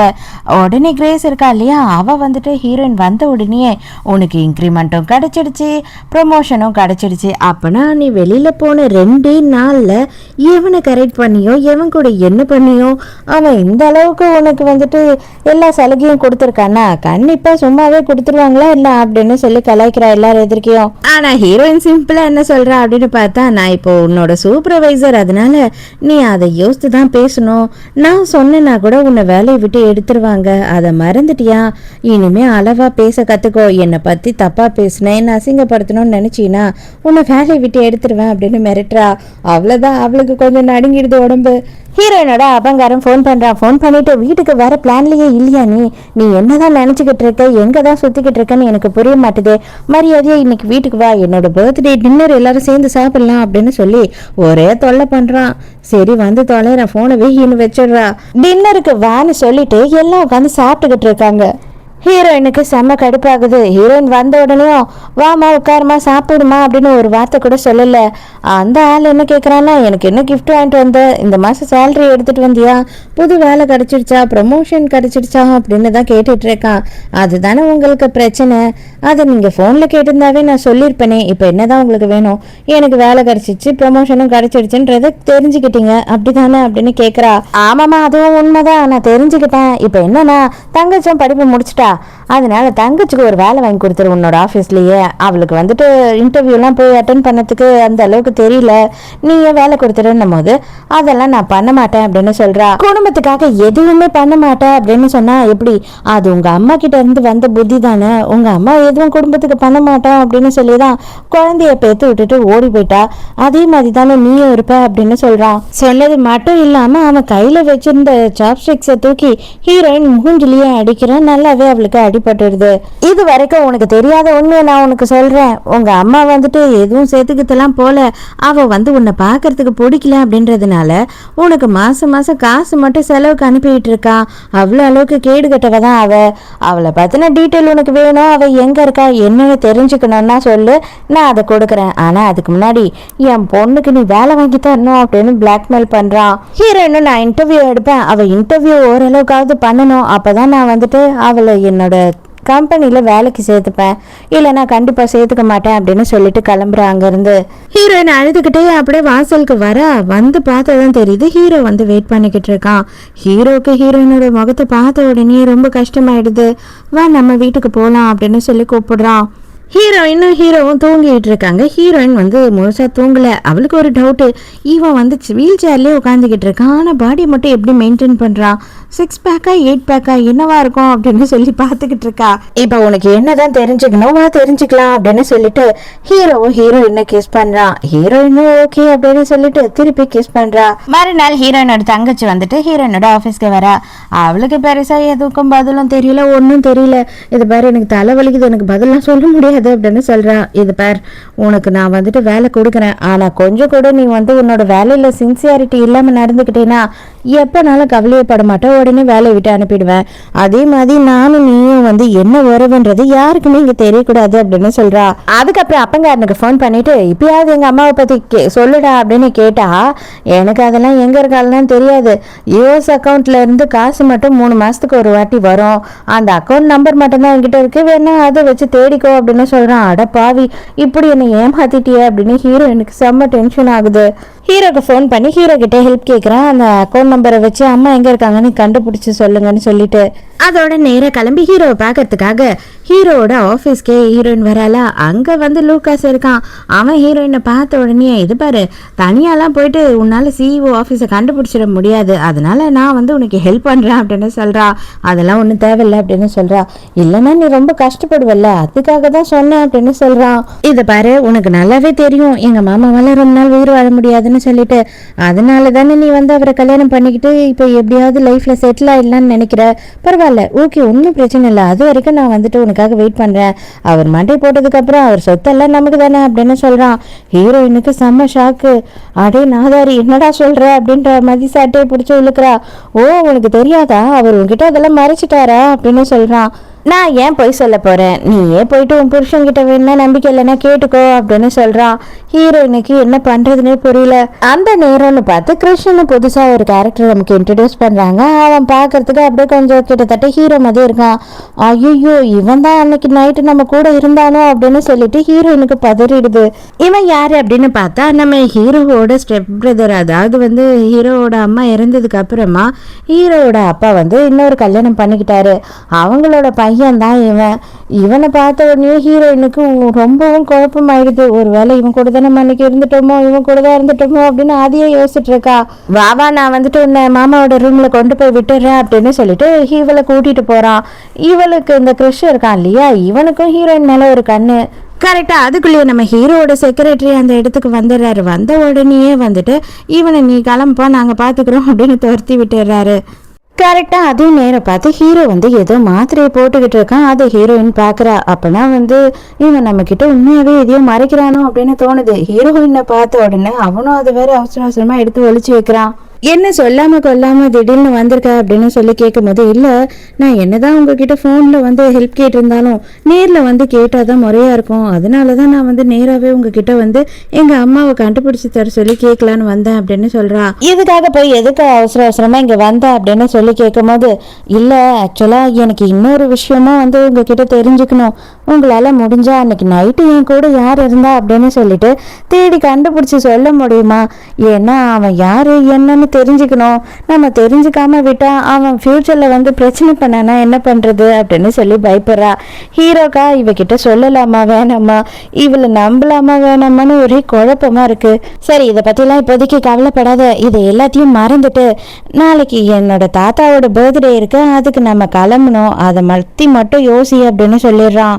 ஹீரோயினுக்கு வாசலுக்கு போன உடனே அங்கே உள்ள போக கொஞ்சம் கஷ்டமா இருக்கு. ஏன் அப்படின்னு பார்த்தா பேரனை தான் கல்யாணம் பண்ணிக்க போறா இந்த பொண்ணு அப்படின்னு தாத்தா நினைச்சிட்டு இருந்தாரு. ஆனா சடனா அந்த கல்யாணத்தை விட்டு ஓடி வந்து புள்ளைய கல்யாணம் பண்ணிக்கிட்டாலே அப்படின்னு சொல்லி அவர் ஃபீல் பண்ணுவாரு, இல்லை எப்படி என்னை ட்ரீட் பண்ணுவாருன்னே தெரியலையே அப்படின்னு சொல்லி யோசிக்கிறா. யார் உன்னை பத்தி என்ன யோசித்தாலும் நீ எதை பத்தியும் கவலைப்பட தேவையில்ல, நீ தான் என்னோட பொண்டாட்டியாச்சே, நீ எதுக்காக பயப்படணும் வா அப்படின்னு சொல்லி கூட்டிட்டு போறான். தாத்தாலாம் வந்துட்டு ரொம்ப ஒன்றும் கஷ்டம் எல்லாம் படல, அவர் கொஞ்சம் சந்தோஷமா தான் பேசிக்கிட்டு இருக்காரு. லூகாஸ் மட்டும் தான் எடுத்து விட்டு எழுந்து போயிடுறான். குழந்தைங்களோட விருப்பம் தான் என் விருப்பம், எனக்கு இதை பற்றிலாம் எந்த கவலையும் இல்லை. ஆனால் எனக்கு ஒன்று தான் தேவை, சீக்கிரமாக எனக்கு இன்னொரு பேர குழந்தைய மட்டும் பேத்து கொடுத்துரு அப்படின்னு சொல்லி கேட்குறாங்க. சடனாக கிறிஷ் அந்த இடத்துக்கு வரான். அவன் வந்த உடனே எல்லாருமே கொஞ்சம் அப்செட் ஆயிடுறாங்க. ஏன் அப்படின்னு பார்த்தா இவனுக்கும் இங்கே இருக்க யாருக்குமே வந்து ஒத்து போகாது. இவனும் சும்மா இல்லாம என்ன பண்றான் அப்படின்னு பார்த்தா ஹீரோயின் கிட்ட பயங்கரமா வழிஞ்சு பேசுறான். ஹீரோயினுக்கு டவுட் வந்துடுச்சு, ஐயோ இவனுக்கு நல்லா கிளியரா அது நம்ம தான் அப்படின்னு தெரிஞ்சுதான் இதெல்லாம் பண்ணிட்டு இருக்கான் போல இருக்கே அப்படின்னு சொல்லி அவளுக்கு கொஞ்சம் பயமா வந்துடுது. ஹீரோ கிட்ட வேலை விஷயமா தாத்தா ஏதோ பேசணும் அப்படின்னு கூட்டிட்டு போயிடுறாரு. ஹீரோயின் சுத்தி பார்க்கலாம் வீட்டை அப்படின்னு போகும்போது இவன் இந்த கிறிஷ் இருக்கான் இல்லையா, அவன் என்ன பண்றான்னா கூடியே போயிட்டு இவன் வந்துட்டு வேற எதையோ யோசித்து பேசுறதெல்லாம் ஹீரோயினை குத்தி காட்டி பேசுற மாதிரியே இருக்கு. இவன் அவசரப்பட்டு என்ன பண்ணிடுறா அப்படின்னு பார்த்தா பைத்தியக்காரி மாதிரி வளரிடுறா. இது பாரு, அன்னைக்கு ஏதோ ஒரு நாள் வந்து தப்பா நடந்துருச்சு, நான் போதையில இருந்துட்டேன், ஆனா எனக்கு கல்யாணம் ஆயிடுச்சு, அதுவும் வந்துட்டு உன்னோட அண்ணன் கூடயே எனக்கு கல்யாணம் ஆயிடுச்சு, தயவு செஞ்சு அதனால இது எல்லாத்தையும் மறந்துரு, இது பெரிய பிரச்சனையாகும் அப்படின்னு சொல்றா. அடடா, இவ யார்கிட்டயோ ஏமாந்துட்டா போல இருக்கு, அதை நம்ம தானே வேற நினைச்சுக்கிட்டா. பரவாயில்ல, நல்லதா போச்சு, அதை நம்ம யூஸ் பண்ணிக்கலாம் அப்படின்னு இவன் பிளான் பண்ண ஆரம்பிச்சிடுறான். அன்னைக்கு இதெல்லாம் நடக்கும்போது நீ என் அண்ணி அப்படின்னு எனக்கு தெரியாது, ஆனா எனக்கு உன் ஞாபகமாவே தான் இருக்கு அதுக்கப்புறத்துல இருந்து அப்படின்னு பேசிக்கிட்டே இருக்கான். ஹீரோ அங்க வந்துடுறான். என்னாச்சு, என்ன பேசுறீங்க ரெண்டு பேரும் அப்படின்னு சொல்லி குரல் கொடுக்குறான். ஒன்னும் இல்ல, நான் சும்மா சுத்தி பார்க்கலான்னு வந்தேன், அப்ப இவரும் வந்திருந்தாரு, வேற எதுவும் இல்லை அப்படின்னு சொல்லிட்டு ஹீரோயின் அப்படியே சடனா மறைச்சிடுறா எல்லாத்தையும். வீட்டுக்கு போன உடனே என்கிட்ட எதுனா மறைக்கிறியா அப்படின்னு கேக்குறான். அதெல்லாம் ஒன்றும் கிடையாது, நான் போய் உங்ககிட்ட என்ன மறைக்க போற சொல்லுங்க அப்படின்னு சொல்லிட்டு கிஸ் கொடுத்துட்டு அங்கிருந்து போலான்னு பாக்குறா. அதுக்கப்புறம் ஹீரோ விடுவான என்ன கையை பிடிச்சி இழுக்கிறான். நான் சும்மா தானே இருந்தேன், நீ தானே என்ன வந்துட்டு இப்படி உசி பேத்தி விட்ட அப்படின்னு சொல்லி ஹீரோயினை கிஸ் பண்றான். அதோட மறுநாள் ஆஃபீஸ்ல காட்டுறாங்க. ஆஃபீஸ்ல ஹீரோயினை பத்தி ரூமர் வந்து அதிகமாயிடுது. அதாவது வந்து சும்மா ஒரு ஸ்டாஃபா தான் இருந்தா, அதுக்கப்புறம் சூப்பர்வைசர் ஆயிட்டா, ப்ரொமோஷன் கிடைச்சிடுச்சு, இன்க்ரிமெண்ட் கிடைச்சிடுச்சு, அப்ப கண்டிப்பா அவ வந்துட்டு இங்க நம்ம பாஸ்ல யாரோ ஒருத்தரை வச்சுக்கிட்டு இருக்கா அப்படின்னு பேசுறாங்க. இதை எல்லாத்தையும் தங்கச்சிக்காரி இப்பதான் கேக்குறா. அவ கேட்ட உடனே என்னடா இது புது கதையா இருக்கே அப்படின்னு சொல்லி யோசிக்கிறா. நைட்டு கம்பெனி டின்னருக்கு போகிறாங்க. அப்போ வந்து விக்டர்னு ஒருத்தனை காட்டுறாங்க. அவன் என்ன சொல்கிறான்னா, வாங்க யார் யாரை ட்ராப் பண்ணணுமோ அவங்கள ட்ராப் பண்ணிடுறேன் அப்படின்னு சொல்கிறான்.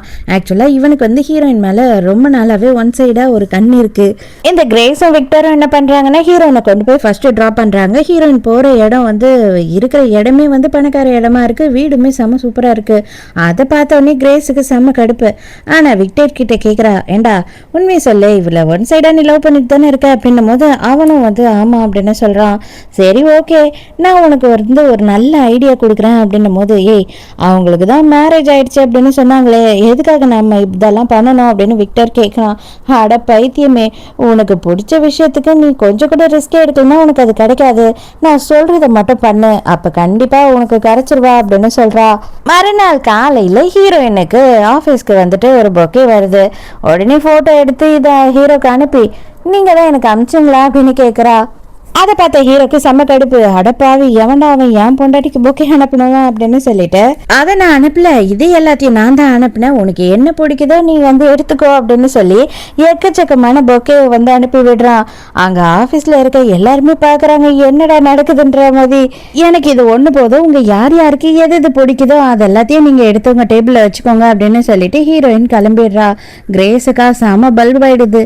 ஏன் அப்படின்னு பார்த்தா, அதாவது விக்டர் கிட்ட இவ தான் சொல்லியிருக்கா, பொக்கேலாம் அனுப்பி இம்ப்ரெஸ் பண்ணு, அப்போதான் நீ யார் அப்படின்னு சொல்லி அவளுக்கு அப்படியே வந்து ஒரு ஆர்வம் உண்டாகும்.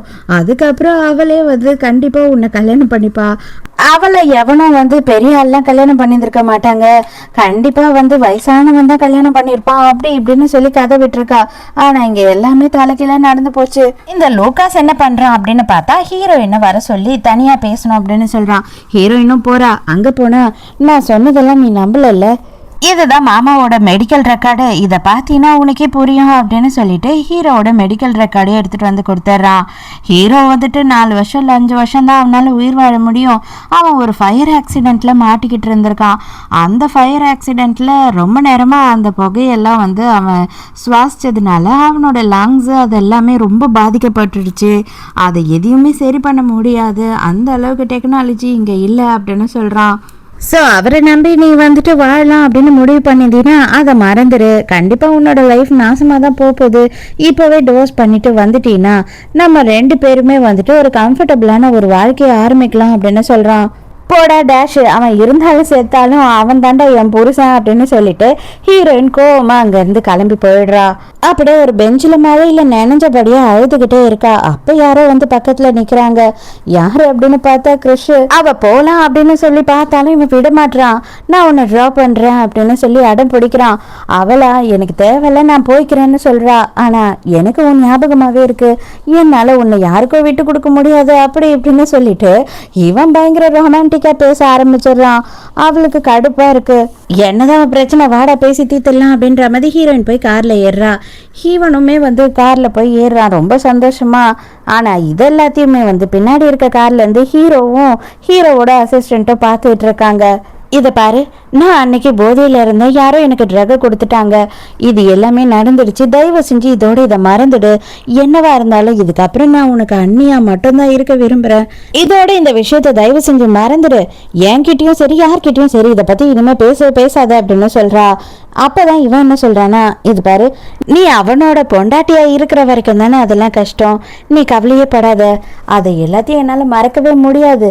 ஆனால் வந்து ஒரே ஒரு விஷயம் தெரியும், நீ அவனை விட்டுட்டு வந்துரு அப்படின்னு சொல்றா. நான் அப்படியே என் உள்ளங்கையில வச்சு உன்னை தாங்குன்னு தாங்குவேன். நீ யோசித்து பாரு, அவனால ஒண்ணுமே முடியாது, அவனுக்கு கால் முடியல, அவனோட மூஞ்ச பார்த்தாவே நமக்கு தூக்கம் வராது, எவ்வளவு கேவலமா இருக்கான். அந்த மாதிரி ஒருத்தன் கூட இந்த மாதிரி ஒரு பொண்ணு வாழவே கூடாது, உன் வாழ்க்கையை நாசமா போயிடும் அப்படின்னு சொல்லிட்டு இருக்கான். அடங்க நாயே, உன்னை என்ன பண்ணுவேன்னு எனக்கே தெரியாது, இதுக்கு மேலே என் புருஷனை பற்றி பேசுனீன்னா வாழ்க்கையெல்லாம் உரைச்சிடுவேன், இவ்வளோதான் லாஸ்ட் டைம் உனக்கு பார்த்துக்கோ அப்படின்னு ஹீரோயின் மிரட்டிட்டு வேகமாக கிளம்பி போயிடுறா. இவனுக்கு முதல்ல இருந்து ஹீரோ பார்த்துட்டு வந்துட்டு இருக்கான் அப்படின்றது நல்லாவே தெரிஞ்சிருக்கு. நேராக அவன் காரை நிறுத்திட்டு ஹீரோவோட காரில் போய் ஏறுறான். உன்னோட பொண்டாட்டி சான்ஸே இல்லை, செம்மையான பொண்ணு, அது மட்டும் இல்லாமல் உன்னை அப்படியே வந்துட்டு பயங்கரமாக லவ் பண்ணுறேன்றாடா. அதெல்லாம் விடு, நான் என்ன கேட்குறேன் அப்படின்னா, உன்னால் அவளை வச்சு நீ என்ன பண்ண முடியும்? இல்லை உன்னால் அவளை நல்லபடியாக கண் கலங்காமல் அவள் ஆசையெல்லாம் உன்னால் நிறைவேற்றிட முடியுமா அப்படின்னு சொல்கிறான். நீ அவகிட்ட என்ன சொன்ன அப்படின்னு ஹீரோ கேட்கும் போது, நீ சீக்கிரமாக செத்துருவேன்னு சொன்ன அப்படின்னு சொல்கிறான். ஹீரோக்கு செம்ம கடுப்பாயிடுது. அப்படியே சட்டையை பிடிக்கிறான். ஆமாம், அது உண்மை தானே, சீக்கிரமாக நீ வந்து செத்ததுக்கு அப்புறம் பொண்டாட்டி தனியா தானே இருக்க போறா அப்படின்னு சொல்றான். ஹீரோ பொறுத்த வரைக்கும் சின்ன வயசுல இருந்தே அவனை யாரும் கொலை பண்ண ட்ரை பண்றாங்கன்றது மட்டும் ஹீரோக்கு புரியுது. அதனாலதான் வந்து இவன் இதே மாதிரி மெயின்டைன் பண்ணி நடிச்சுக்கிட்டு இருக்கான். இப்ப இவனுக்கு என்ன தோணுது டவுட்னா, ஒரு வேளை கிறிஷ் அனுப்பின ஆளு தான் இருக்குமோ ஹீரோயின்றது ஒரு டவுட்டா இருக்கு. இல்லைன்னா வந்து அவங்க 2 பேரும் சேர்ந்துக்கிட்டு தான் நம்மளை எதனா பண்ணணும்னு நினைக்கிறாங்களா அப்படின்னு டவுட் ஆயிடுது. எல்லாத்தையும் மறைக்காம சொல்ற ஹீரோயின் கிறிஷை வந்து பார்த்தோம் அப்படின்ற விஷயத்த மட்டும் இப்ப சொல்லாம அப்படியே மறைக்கிறா. ஹீரோ என்ன பண்ணுறான் அப்படின்னு பார்த்தா ஹீரோயினை பற்றி ஒரு விஷயம் விடாமல் எல்லாத்தையுமே விசாரி அப்படின்னு சொல்கிறான். இப்போ ஹீரோயின் நம்பலாமா வேணாமா அப்படின்ற டவுட் வந்துடுச்சு. மறுநாள் ஹீரோயின் ஆஃபீஸ்க்கு போனால் எவ்வளோ ஒருத்தி வந்து வேகமாக காஃபியை கொண்டு ஹீரோயின் மேலே ஊத்துறா. என்னடி உன் பிரச்சனை அப்படின்னு பார்த்தா, என்னோட பாய் ஃப்ரெண்டு தான் விக்டர், அவனை நீ கரெக்ட் பண்ணிட்ட, அவனும் நீயும் வந்து ஒன்றா இருக்கா மாதிரி ஃபோட்டோஸ் எல்லாம் இருக்கு அப்படின்னு சொல்கிறா. ஹீரோயின் அதை காட்டு, அதுக்கப்புறமா பேசு அப்படின்னு சொல்லும் போது மூஞ்ச தெரியாத மாதிரி ஒரு பொண்ணோட ஃபோட்டோவை காமிக்கிறா. அதை பார்த்த உடனே எல்லாருக்குமே வந்து சந்தேகமாயிடுது இந்த பொண்ணு மேலே. என்ன நீ சொல்கிற, இதெல்லாம் நம்ப முடியாது அப்படின்னு சொல்கிறாங்க ஆஃபீஸில் இருக்கவங்கலாம். ஹீரோயின், உன்னை வாசலே தாண்ட விட மாட்டேன், மரியாதையை நீ என் மேலே தப்பான பழி போட்டதுக்கு நீ மன்னிப்பு கேட்டுட்டு தான் போனோம் அப்படின்னும் போது அதெல்லாம் கிடையாது, நான் நம்புறேன், நீ ஷர்ட்டை கைட்டி காட்டு, அந்த மச்சம் உனக்கு இருக்கா இல்லையான்னு நான் பாக்குறேன் அப்படின்னு சொல்றா. ஹீரோயின், நான் எதுக்குமா ப்ரூவ் பண்ணணும், என் மேல எந்த தப்பும் இல்லை, நீ உண்மையா கரெக்டான எவிடன்ஸை எடுத்துட்டு வந்து காமிச்சிட்டு பேசு அப்படின்னு சொல்லிட்டு இருக்காங்க. இதை நடக்கிறது எல்லாத்தையும் வீடியோவா எடுத்து தங்கச்சிக்காரி என்ன பண்றேன்னா போஸ்ட் போட்டு விட்டுறா. அந்த போஸ்டை பார்த்து செக்ரட்டரி வேக வேகமா ஹீரோ கிட்ட வந்து சொல்லும் போது எப்படியாவது வந்து பிஆர் டீமை கால் பண்ணி நீங்க ஏதாவது பண்ணி அந்த வீடியோ எடுக்க சொல்லுங்க அப்படின்னு சொல்றான். எந்த ஒரு எவிடன்ஸுமே கரெக்டா இல்லை அப்படின்னு உடனே ஹீரோ என்ன பண்றேன்னா போலீஸ் ஸ்டேஷனுக்கே கூட்டின்னு போயிடுறா அவளை. போலீஸும் வந்து ஏமா எந்த எவிடன்ஸுமே கரெக்டா இல்லம்மா, ஹீரோயின் தான் இதை பண்ணாங்கன்னு சொல்லிட்டு நீ எப்படிமா இப்படி பேசிட்டு இருக்க அப்படின்னு கேட்கும் போது அதெல்லாம் எனக்கு தெரியாது, விக்டர் தான் வந்து சொன்னா நான் இவளை தான் கல்யாணம் பண்ணிக்க போறேன்னு சொல்லிட்டு அவளுக்கு அந்த மச்சம் இருக்கா இல்லையா பாருங்க அப்படின்னு சொல்லி போலீஸ் கிட்டே சொல்றா. லேடி போலீஸும் பார்த்துட்டு வந்துட்டு அந்த மச்சம் அவங்களுக்கு இல்லை, நீங்க வந்து தப்பா இவங்களை வந்து பழி போட்டு ஏதோ பிளான் பண்றீங்க அப்படின்ற மாதிரி போலீஸ்க்கே புரிஞ்சிடுது. நான் தப்பாலாம் பிளான் பண்ணல, விக்டர் தான் சொன்னான் அப்படின்னும் போது விக்டருக்கு கால் பண்ணி பார்த்தா விக்டர் எடுக்கவே மாட்டான். கொஞ்ச நேரத்துல ஹீரோயினுக்கு ஹெல்ப் பண்றதுக்காக ஹீரோ அந்த இடத்துக்கு வந்துடுறான். என்னதான் அவன் பிரச்சனை அப்படின்னு சொல்லி கேட்கும் போது ஐயோ பாருங்க சார், என்னோட பாய் ஃப்ரெண்ட் உங்க பொண்டாட்டி திருடிக்கிட்டா அப்படின்னு சொல்லி பேசுறா. உன்னோட பாய் ஃப்ரெண்டை யாரும் திருடலாமா, அவனாதான் ஓடி போய் ஒழிஞ்சுக்கிட்டு இருக்கான், நீ பிரச்சனை பண்ணுவேன்னு சொல்லி உனக்கு பயந்து இதோ கூட்டிட்டு வந்துட்டேன், இவங்கிட்டயே பேசு அப்படின்னும் போது எங்கடா போன, என்னடா பண்ண, எதுக்காகடா இவ கூட நீ சுத்திக்கிட்டு இருக்க அப்படி இப்படின்னு சொல்லி கேக்குறா. அதுக்கப்புறம் தான் போலீஸை பார்த்த உடனே பயந்து நான் வந்து உன்னை பிரேக்கப் பண்றதுக்காக சும்மா தான் நான் சொன்னேன், இவங்களுக்கும் எனக்கும் எந்த சம்மந்தமும் இல்லை, நான் ஒன் சைடா தான் உங்களை லவ் பண்ணேன் அப்படின்னு சொல்லிடுறான். ஹீரோயின் போயிட்டு விக்டருக்கு பலான்னு ஒண்ணு வைக்கிறான். உனக்கு இனிமே அங்க வேலையும் கிடையாது, அது மட்டும் இல்லாம நீங்க கண்டிப்பா எனக்கு என் மானத்தை வாங்கினதுக்கு நஷ்டஈடு கொடுத்தே ஆகணும், இல்லைன்னா உங்க மேல கேஸ் போடுவேன் அப்படின்னு சொல்லிட்டு ஹீரோவை கூட்டிட்டு அங்க இருந்து கிளம்புறா. வீட்டுக்கு வந்த உடனே தான் ஹீரோ வந்து சொல்றான், இதெல்லாம் போஸ்ட்ல இருந்தது, அதை பார்த்துதான் எனக்கு தெரியும், அதை வச்சுதான் நான் கண்டுபிடிச்சு வந்தேன் அப்படின்னு சொல்லும் போதுதான் யாரா போஸ்ட் போட்டது அப்படின்னு சொல்லி பாக்குறாங்க. வேற யாரும் இல்ல, தங்கச்சிக்காரி தானே போட்டா. உடனே ஹீரோயின், எனக்கு இப்ப முக்கியமான வேலை இருக்கு, நான் உடனே வந்துட்டு கிளம்பி ஆபீஸ்க்கு போறேன் அப்படின்னு கிளம்பிடுறா. ஹீரோயின் போயிட்டு தங்கச்சி கூப்பிட்டு வச்சு கேள்வி கேட்கும் போது நான் பண்ணல அப்படின்னு சொல்றா. உடனே போட்டோஸ் எடுத்து காட்டுறாளா. அதை பார்த்த உடனே அவளுக்கு என்ன சொல்றதுன்னு தெரியல. ஆமா வேற வழியே இல்லாம நான் தான் பண்ணணும் ஒத்துக்கிறா. ஆமா நீ தான் வந்துட்டு பெரிய பணக்காரனை கல்யாணம் பண்ணிக்க போறேன் அப்படின்னு சீன் போட்டுட்டு இருந்தா, அதுக்கப்புறம் கல்யாணத்துல இருந்து ஓடி போயிட்ட, ஏதோ ஒரு வயசானவங்க கூட சேர்ந்துக்கிட்டு நீங்க ரெண்டு பேருமே வந்து கூத்தடிச்சுக்கிட்டு இருக்கீங்க அப்படின்னு சொல்லி எல்லாருமே பேசிக்கிறாங்க. அதை தானே நானும் சொன்னேன், இதுல என்ன இருக்கு, நீ பண்ற தப்பு மேல தப்பு, அதை நான் சொல்லவே கூடாதா வெளியில அப்படின்னு சொல்லி திமிரா பேசுறா. உனக்கு என்ன தெரியும்னு சொல்லிட்டு என்னை பத்தி பேசுற அப்படின்னு பலார்னு உனக்கு கண்ணத்திலே வைக்கிறா. அவ்வளவுதான், ஐயோ டாடி சீக்கிரம் வந்து என்னை காப்பாத்து டாடி அப்படின்னு ஃபோன் பண்ணிடுறா அவங்க அப்பாக்கு. ஹீரோயின் டக்குன்னு போனை வாங்கி, இதுக்கு மேல உங்க பொண்ணுக்கு எதுனா சப்போர்ட் பண்ணி பேசுனீங்க நான் என்ன பண்ணுவேனே தெரியாது, அவ ஒழுக்கமே இல்லாம நடந்துகிட்டு இருக்கா, அதுக்கெல்லாம் வந்து ஆபீஸ்ல இடம் கிடையாது, அவளுக்கு பிரச்சனைனா அதை வீட்டோட வச்சுக்கணும், அதை ஆபீஸ்க்கெல்லாம் கொண்டு வரக்கூடாது அப்படின்னு சொல்லிட்டு போனை கட் பண்ணிடுறா. செமையான கடுப்புல தங்கச்சிக்காரி என்ன பண்றான்னா டக்குன்னு அங்க இருக்க ஒரு பெண்ணை எடுத்து ஹீரோயினை குத்த வரா. நல்ல வேலையா அவ வந்துட்டு கையை நீட்டுறா, கையில நல்லாவே காயப்பட்டுடுது. ஹாஸ்பிட்டல் போலாம் அப்படின்னு வெளியில போனா ஹீரோ கார்ல வெயிட் பண்ணிக்கிட்டு இருக்கா. அவனும் பின்னாடியே வந்துட்டான் போல இருக்கு. ஹீரோனுக்கு என்ன பிரச்சனை ஆகும் அப்படின்னு சொல்லி காயத்தை பார்த்த உடனே அவனுக்கு ரொம்ப வருத்தம் ஆயிடுது. அதோட மறுநாள் வந்துட்டு ஹீரோயினுக்கு டவுட் வந்து டெஸ்ட் பண்ணி பாக்குறா. பார்த்தா ஹீரோயின் பிரெக்னெண்டா இருக்கா. ஐயோ என்னடா இது அப்படின்னு சொல்லிட்டு அவளுக்கு குழப்பமா இருக்கு. இருந்தாலும் வந்துட்டு உடனே ஃப்ரெண்டை கூட்டிக்கிட்டு அவ ஹாஸ்பிட்டலுக்கு போறா. செக் பண்ணி பார்த்ததுல குழந்தைக்கு கரெக்டா 2 மாசம் ஆகுது அப்படின்னு சொல்றாங்க. அப்ப கால்குலேட் பண்ணும்போது அன்னைக்கு வந்து போதையில நடந்தது இல்லையா, அந்த டேட்டு தான் அவளுக்கு வந்து கரெக்டா வருது. ஐயோ அப்பனா இந்த குழந்தை கிறிஷோட குழந்தையா அப்படின்னு சொல்லி ஹீரோயின் ஒடிஞ்சு போயிடுறா. இதுல அதே நேரத்துக்கு ஹீரோவுக்கும் கிறிஷுக்கும் வேற சண்டை நடந்துகிட்டு இருக்கு. என்ன அப்படின்னு பார்த்தா மெயினான ஒரு ப்ராஜெக்ட்ல இருந்து அவனை தூக்கிட்டான். இனிமே நீ அதுல வேலை பார்க்க தேவையில்லைன்னு சொல்லி அவன் அதனால பயங்கரமா சண்டை போட்டுக்கிட்டு இருக்கான். நான் உன்னை சும்மா மட்டும் விட மாட்டேன், இந்த டிசிஷன் எடுத்ததுக்கு வந்து ஒரு நாள் வருத்தப்படுற மாதிரி நான் பண்ணுவேன் அப்படின்னு சொல்றான். அந்த நேரம்னு பார்த்து இவன் என்ன பண்ணியிருக்கான்னா ஹீரோயினை ஃபாலோ பண்றதுக்கு ஆளை வச்சிருக்கான். அவன் வந்து ஃபாலோ பண்ணவன் ஃபோன் பண்ணி சொல்றான் ஹீரோயின் பிரெக்னெண்டா இருக்கான்னு சொல்லிட்டு. அப்பனா இவ இந்த நேரத்துக்கு இந்த குழந்தை என்னோட குழந்தைன்னு தான் நினைச்சிருப்பா. இப்பதான் நமக்கு வந்து ஆட்டமே சூடு பிடிக்குது அப்படின்னு பயங்கர சந்தோஷம் இவனுக்கு. இதே நேரத்துக்கு ஹீரோவும் ஹீரோயினையும் காட்டுறாங்களா. அங்க இவங்க 2 பேருமே வந்து ரொம்ப பாசமா இருக்காங்க. ஹீரோ உனக்கு எதனா பிரச்சனைனா என்கிட்ட சொல்லு அப்படின்னு சொல்லி கேட்குறான். ஹீரோயினுக்கு இது உன்னோட தம்பியோட குழந்தை அப்படின்னு சொல்லி எப்படி சொல்றது, அவ வந்துட்டு ரொம்ப வருத்தப்படுறா. என்னடா பண்றதுன்னு புரியாம முழிக்கிறா. எனக்கு ஒண்ணுமே இல்லை, நான் நல்லா தான் இருக்கேன்னு போய் சொல்றா. ஹீரோயின் ஹீரோக்கு தெரியாம வந்துட்டு அந்த டெஸ்ட் எடுத்தா இல்லையா, பிரெக்னன்சி டெஸ்ட், அதை வந்து மறைச்சு வச்சிருப்பா. ஆனா அதை ஹீரோ பார்த்துடுறான். பார்த்துட்டோம் வந்து அவன் என்ன நினைக்கிறான்னா, ஐயோ நமக்கு குழந்தை பிறக்க போகுது அப்படின்னு அவன் சந்தோஷம் தான் படுறான். ஆனா ஹீரோயினா சொல்லுவா அப்படின்னு வெயிட் பண்றான். ரெஸ்ட் ரூம்க்கு போன ஹீரோயின் என்ன நினைக்கிறான் அப்படின்னு பார்த்தா, இவன் நம்ம மேலே ரொம்ப அக்கறையாக இருக்கான், பாசமாக இருக்கான், அன்பாக இருக்கான். ஐயோ இப்படி ஒரு துரோகத்தை வந்துட்டு நம்ம அவனுக்கு பண்ணிக்க கூடாது, அதனால என்ன ஆனாலும் சரி நாளைக்கு போயிட்டு அபார்ஷன் பண்ணிடணும் அப்படின்னு சொல்லி இவ யோசித்து ஃப்ரெண்டுக்கு கால் பண்ணி இந்த மாதிரி நாளைக்கு நம்ம 2 பேரும் வேற ஒரு வெளியூரில் போயிட்டு அபார்ஷன் பண்ணிக்கலாம் அப்படின்னு சொல்கிறா. ஹீரோவும் இதை பற்றி தான் ஹீரோயின் வந்து சொல்லுவா அப்படின்னு சொல்லி அவளை வெயிட் பண்ணிக்கிட்டு இருக்கான். அப்போ அவகிட்ட எல்லா உண்மையும் சொல்லிடணும்னு சொல்லிட்டு. ஆனால் அவள் அதை பற்றி சொல்லாமல் என் ஃப்ரெண்டை பார்க்கறதுக்காக நான் கொஞ்சம் வெளியூர் வரைக்கும் போகிறேன் அப்படின்னு சொல்கிறா. ஹீரோ வந்து ஐயோ இப்போ ப்ரெக்னன்சி டைமில் இவ என்ன ட்ராவல் பண்ணுறா அப்படின்லாம் கொஞ்சம் யோசிக்கிறான். இருந்தாலும் அவளை இப்போ நோ சொல்ல முடியாது. சரி என்ன பண்ணுறாலும் பண்ணட்டும், ஆனால் எதுக்காக இதை மறைக்கிறா நம்மக்கிட்ட அப்படின்னு சொல்லி இவனுக்கு கொஞ்சம் கொஞ்சமாக டவுட் வந்துக்கிட்டே இருக்குது. ஹீரோயின் சாதாரணமாக வந்து உனக்கு குழந்தைங்கன்னா பிடிக்குமா அப்படின்னு சொல்லிட்டு ஹீரோ கிட்ட கேட்கும்போது, குழந்தைங்களாம் யாருக்கு தான் பிடிக்காது, எனக்கு குழந்தைங்கள்லாம் ரொம்ப சேட்டை பண்ணுறாங்கன்னு தோணும், ஆனால் உனக்கும் எனக்கும் பிறக்க போகிற குழந்தைய நான் எப்படி வெறுப்பேன், கண்டிப்பாக நம்ம குழந்தைய எனக்கு ரொம்ப பிடிக்கும் அப்படின்னு சொல்கிறான். அப்போ ஹீரோயின் மனசுக்குள்ள இதுதான் இவனோட குழந்தை இல்லையே, ஐயோ நம்ம குழந்தைய அப்போ வெறுத்துருவான், கண்டிப்பாக நம்ம எடுத்த முடிவு நல்லது தான் அப்படின்னு யோசிக்கிறா. அதே நேரத்துக்கு இந்த கிருஷ்ணர் இருக்கான் இல்லையா, அவனுக்கு வந்து தெரிஞ்சிடுச்சு ஹீரோயின் வெளியூருக்கு போயிட்டு அங்கே போய் அபார்ஷன் பண்ண போகிறா. அதுக்கு டேட் எல்லாம் ஃபிக்ஸ் பண்ணிட்டா, டைம் எல்லாம் ஃபிக்ஸ் பண்ணிட்டான்ற விஷயம். அந்த குழந்தை பிறந்தாதான் அதை வச்சு அவளை பிளாக்மெயில் பண்ண முடியும். ஸோ அந்த குழந்தை பிறந்தே ஆகணும் அப்படின்னு சொல்லிட்டு இவனுமே அதே ஊருக்கு கிளம்பி போறான். இங்க ஹீரோவுக்குமே வந்து ஹீரோயின் கிளம்பிட்டா, ஆனா உறுத்தலாவே இருக்கு. எதுக்காக இவ வந்து கிளம்பி போயிருக்கா, திடீர்னு எதுக்காக அங்க ஊருக்கு போயிருக்கணும் அப்படி இப்படின்னு சொல்லி அவன் அதையே யோசிச்சுட்டு இருக்கான்.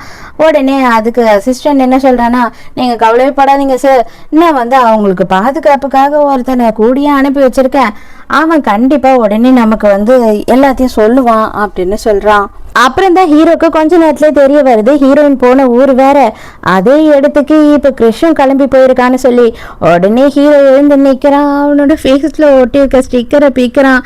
இப்பதான் அசிஸ்டன்ட்டுக்கே இந்த உண்மை தெரியும், அசிஸ்டன்ட்டுக்கு கூட இந்த உண்மை இவ்வளவு நாளுக்கு தெரியாது.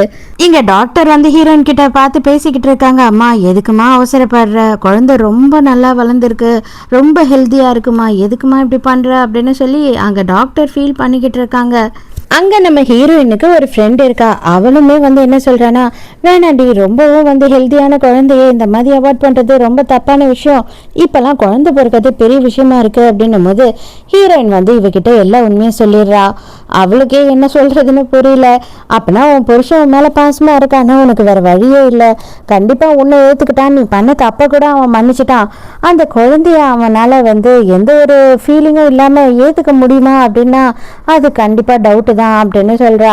அங்க கிருஷ் வந்துடுறான். வந்த உடனே என்னது அபார்ஷன் பண்ண போறியா, இது என்னோட குழந்தை, யாரை கேட்டு இந்த முடிவுக்கு நீ வந்த அப்படி இப்படின்னு சொல்லிட்டு ஹீரோயின் கிட்ட சண்டை போட ஆரம்பிச்சிடுறான். இந்த குழந்தைய வந்துட்டு நீ கலைக்கணும் அப்படின்னு முடிவு பண்ணினா கண்டிப்பா நான் வந்து ஹீரோக்கு ஃபோன் பண்ணி அன்னைக்கு நடந்த எல்லா விஷயமும் உனக்கும் எனக்கும் தான் நடந்தது, அது மட்டும் இல்லாம இப்ப நீ பிரெக்னெண்டா இருக்க, என் குழந்தைய வயிற்றுல சுமக்கிற அப்படின்னு சொல்லிட்டு மொத்தத்தையும் நான் சொல்லிடுவேன் அப்படின்னு சொல்லி பிளாக்மெயில் பண்றான். ஹீரோயின் நானே சொல்றேன் போடா அப்படின்னும் போது, அப்படியா சரி ஓகே, ஹீரோக்கு இந்த விஷயம் தெரிஞ்சது அப்படின்னா கண்டிப்பா நான் சொல்றேன் அவனை வந்து உயிரோடையே விட மாட்டேன், நான் எப்போ இந்த சான்ஸ் கிடைக்கும் அப்படின்னு வெயிட் பண்ணிட்டு இருக்கேன், என்னோட குழந்தைய காப்பாத்துறதுக்காக நான் எதை பத்தியும் கவலைப்பட மாட்டேன், என்ன வேணாலும் செய்வேன், என்ன சொல்ற அப்படின்னு சொல்றான். ஹீரோயினுக்கு ஐயோ கொண்டுடுவானோ அப்படின்னு பயமாயிடுது. இருந்தாலும் இவன் கிட்ட இப்ப பிளாக்மெயில் பண்றதை நம்ம கண்டிப்பா விட்டோம் அப்படின்னா இவன் இதே என்ன சாவர வரைக்கும் பண்ணிட்டு இருப்பான் அப்படின்னு சொல்லிட்டு நானே ஹீரோ கிட்ட எல்லா உண்மையும் சொல்றேன், ஆனா இந்த குழந்தைய மட்டும் நான் வளர்க்க மாட்டேன், இந்த குழந்தைய கண்டிப்பா வந்து நான் அபார்ஷன் பண்ணுவேன் அப்படின்னு சொல்றா.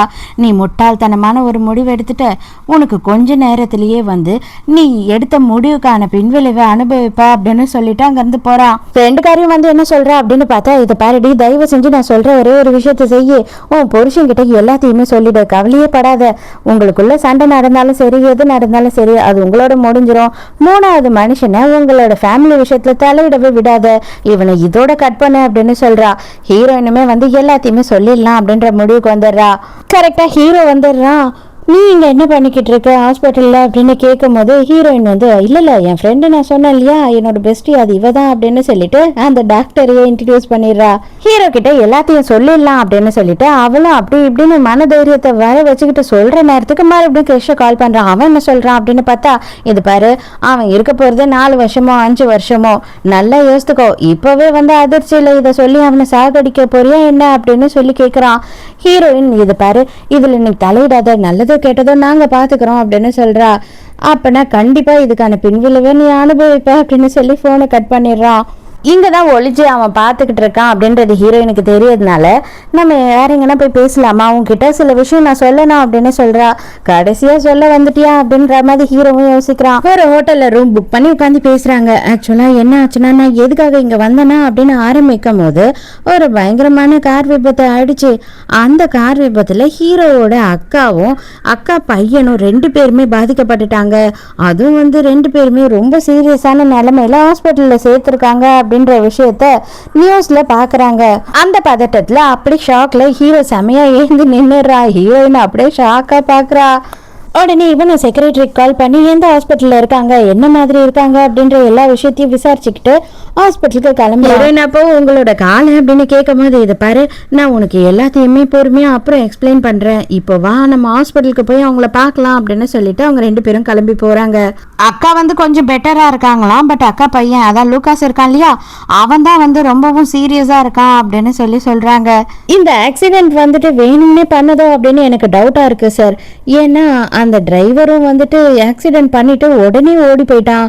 கொஞ்சம் கூட அவன் தாமதிக்கவே இல்லை. அவன் ஆம்புலன்ஸ்க்கு ஃபோன் பண்ணோம், அது இதுன்னு எதுவுமே யோசிக்கல. ரோட்ல இருந்தவங்க தான் பார்த்துட்டு ஆம்புலன்ஸ்க்கு ஃபோன் பண்ணியிருக்காங்க. இது கண்டிப்பா ஏதோ யாரோ வேணும்னே பண்ண விஷயம்தான் அப்படின்னும் போது ஹீரோயினுக்கு கொஞ்சம் பயமாயிடுது. அவன் தான் வந்து ஹீரோயினை மிரட்டினா இல்லையா. அக்கா கொஞ்சம் பெட்டரா இருக்காங்க இல்லையா, அக்காவை பார்த்து ஹீரோவும் ஹீரோயினும் பேசிக்கிட்டு இருக்காங்க. அவங்க பாவம் என் பையன் எப்படா இருக்கான், தயவு செஞ்சு அவனை காப்பாத்தி கொடுத்துரு, அவனுக்கு மட்டும் எதுனா ஆச்சுன்னா கண்டிப்பா நான் உயிரோட இருக்க மாட்டேன் அப்படின்னு அவங்க பாவம் ஐசியூலயே புலம்பிக்கிட்டு இருக்காங்க. ஹீரோ வந்துட்டு ஒன்றும் பிரச்சனை இல்லை, அவன் நல்லா தான் இருக்கான், நீ டென்ஷன் ஆகாத, கொஞ்ச நேரத்தில் வந்துட்டு அவனை நான் போய் பார்ப்பேன், அதுக்கப்புறம் உனக்கு வந்து சொல்கிறேன், நீ அதுக்குள்ளே பதட்டமாகாத அப்படின்னு சொல்கிறான். அப்போ இந்த க்ரஷ் இருக்கான் இல்லையா, அவன் வந்து பார்க்குறான். ஐயோ அக்கா உனக்கு இந்த மாதிரி ஆச்சு அப்படின்னு கேள்விப்பட்ட உடனே பதறி அடிச்சுக்கிட்டு ஓடி வரேன். எப்படி இருக்கான் என் மருமகன், அதான் அவன் பையன் எழுந்துட்டானா இல்லையா அப்படின்னு சொல்லி மக்களா பேசுறான். இவங்க எல்லாருக்குமே டவுட் இவன் தான் பண்ணிருப்பானோ அப்படின்னு சொல்லிட்டு அவன் ஃபர்ஸ்ட் வெளியில போயிடுறான். பிடிச்சிடுறா ஹீரோயின். மரியாதையை உண்மையை சொல்லு, இது வேலையை நீ தானே பண்ண அப்படின்னு சொல்லி கேட்கும் போது, ஆமா நான் தான் பண்ணேன், உன்னால என்ன பண்ண முடியும் அப்படின்னு கேட்குறான். எனக்கு ஒரே ஒரு எண்ணம் மட்டும்தான், அதாவது ஹீரோவை இழுத்து கீழே தள்ளிட்டு அந்த இடத்துல நான் வந்து உட்காரணும்னு சொல்லிட்டு, ஸோ நீ இப்போதைக்கு ஹீரோ கிட்ட இருந்து எல்லாத்தையும் மறைச்சி இந்த குழந்தைய பெற்று கொடுக்க வேண்டியது இன்னோட கடமை அப்படின்னு சொல்றான். அதெல்லாம் முடியவே முடியாதுடா, நீ என்ன பண்றியோ பண்ணு, நீ என்ன ஆனாலும் சரி இப்பயே நான் ஹீரோ கிட்ட அதை சொல்ல போறேன் அப்படின்னு சொல்லி ஹீரோவை அவன் எதிர்க்கே கூப்பிடுறா. 2 பேருமே அப்படியே சாப்பிட்றதுக்கு போறாங்க. அந்த இடத்துல வந்துட்டு உங்க அக்கா வந்து உங்ககிட்ட கேட்டாங்களா காலை பத்தி அப்படின்னும் போது, அதெல்லாம் நம்ம அப்புறம் பார்த்துக்கலாம், அப்புறம் பேசிக்கலாம், ஃபர்ஸ்ட் நீ என்கிட்ட ஏதோ சொல்ல வந்தியா அதை சொல்லு அப்படின்னு கேட்குறான். உடனே ஹீரோயினும் வந்து பொறுமையாக சொல்ல ஆரம்பிக்கிறா. ஆக்சுவலாக நான் ப்ரெக்னெண்ட்டாக இருக்கேன் அப்படின்னு ஒன்று, அதுக்கு நீ சந்தோஷம் தானே பண்ணணும், நீ ஏன் அதுக்கு டென்ஷனாக இருக்க அப்படின்னு சொல்லி கேட்குறான். அதுக்கு உடனே இல்லை இந்த குழந்தை உன்னோட குழந்தை இல்லை அப்படின்னும் போது இவனுக்கு ஷாக்கு. அதனால தான் நான் வந்துட்டு அபார்ஷன் பண்ணலாம் அப்படின்னு சொல்லி ஹாஸ்பிட்டல் போயிருந்தேன்னும் போது, எதுக்காக அபார்ஷன் பண்ணணும்னு நினைக்கிறேன், உனக்கு என்ன பிடிக்கலையா, நீ என்ன லவ் பண்ணலையா அப்படின்னு சொல்லி ஹீரோ கேட்குறான். இல்லை நான் உண்மையை தான் சொல்கிறேன், இது உன்னோட குழந்தை இல்லை, தயவு செஞ்சு என்னை நம்ப, ஏன்னா குழந்தைக்கு மொத்தமாக 2 மாதம் ஆகுது, 2 மாதத்துக்கு முன்னாடினா அந்த நைட்டு நான் வந்து அப்படின்னு சொல்லி ஆரம்பிக்கிறா. டக்குன்னு ஹீரோக்கு கால் வருது. யாருன்னு பார்த்தா செக்ரட்டரி தான். சார் கன்ஃபார்ம் ஆயிடுச்சு, உங்களோட பிரதர் தான் இந்த வேலையை பண்ணியிருக்காரு, அதாவது உங்கள் பிரதரோட அக்கௌண்ட் வந்து அந்த டிரைவருக்கு காசு டிரான்ஸ்ஃபர் ஆயிருக்கு, அதை கண்டுபிடிச்சிட்டோம் அப்படின்னு சொல்கிறாங்க.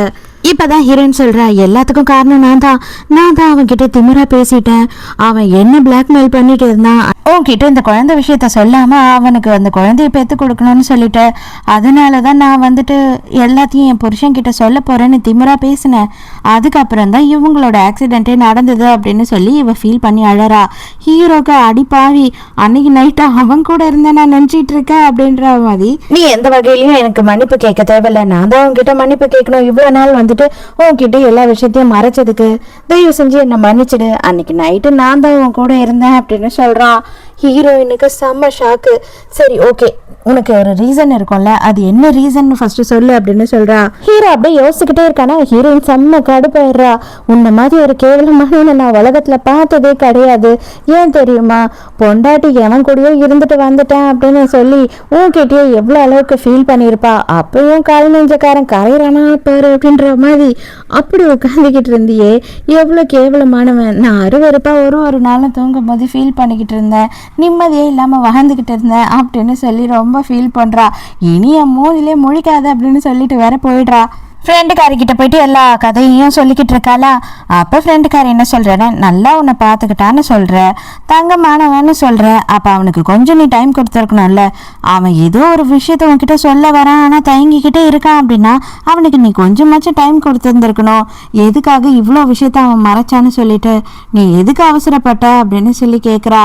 இவர் தான் நம்ம ஹீரோவோட அப்பா. அவர் என்ன ஆகுறாரு அப்படின்னு பார்த்தா, தம்பிக்கிட்ட வந்துட்டு எதுக்காகடா இந்த மாதிரி ஒரு வேலையை பண்ணேன் அப்படின்னு சொல்லி கேட்கும் போது, நான் வந்து எதனா தப்பு பண்ணிட்டேன்னா உடனே என்னை எதுக்காக பண்ணேன் அப்படின்னு கேட்பியா? ஏன் உன் பையன் இவ்வளோ நாளாக வந்து நடக்க முடியாத மாதிரி மூஞ்செல்லாம் வந்துட்டு எரிஞ்சு போன மாதிரி நடிச்சுக்கிட்டு இருந்திருக்கான், எல்லாரையும் ஊரையே ஏமாத்திட்டு இருந்திருக்கான், அது எதுக்காக? ஆனால் அந்த விஷயமும் எனக்கு தெரியும்ப்பா.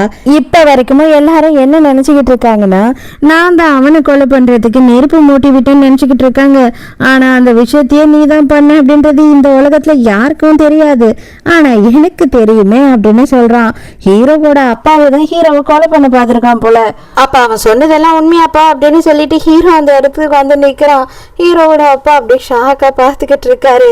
ஆனா கிறிஷ் பண்ண தப்புக்கு மொத்தமா வந்து ஆதாரம் கிடைச்சிடுச்சு. அதனால கிறிஷை வந்து போலீஸ்ல பொடிச்சு கொடுத்துட்றாங்க. நீ வந்து என்னோட இடத்துல இருக்க, கண்டிப்பா நான் திரும்பவும் வருவேன், உன்னை சும்மா மட்டும் விட மாட்டேன் அப்படின்னு சொல்லிட்டு தான் போறான். டே அப்பா, நான் தானேடா உண்மையான பிள்ளை, காப்பாத்துறான் போது அப்படியே கர்ச்சிஃபை எடுத்து அவன் வாயில சொருகி வாடா அப்படின்னு சொல்லி இழுத்துட்டு போயிடுறாங்க. ஆக்சுவலா வந்து பார்த்தா என்ன ஆயிருக்கு அப்படின்னா, அந்த கிறிஷோட அம்மா இருக்காங்க இல்லையா, அவங்க வந்து என்ன சொல்லியிருக்காங்கன்னா, ஹீரோட அம்மாக்கும் வேற யாருக்கும் கள்ள தொடர்பு இருக்கு, அதனால பிறந்தது தான் இந்த பையன் அப்படின்னு சொல்லிட்டு அந்த பொம்பளை பொய்யா சொல்லியிருக்கு.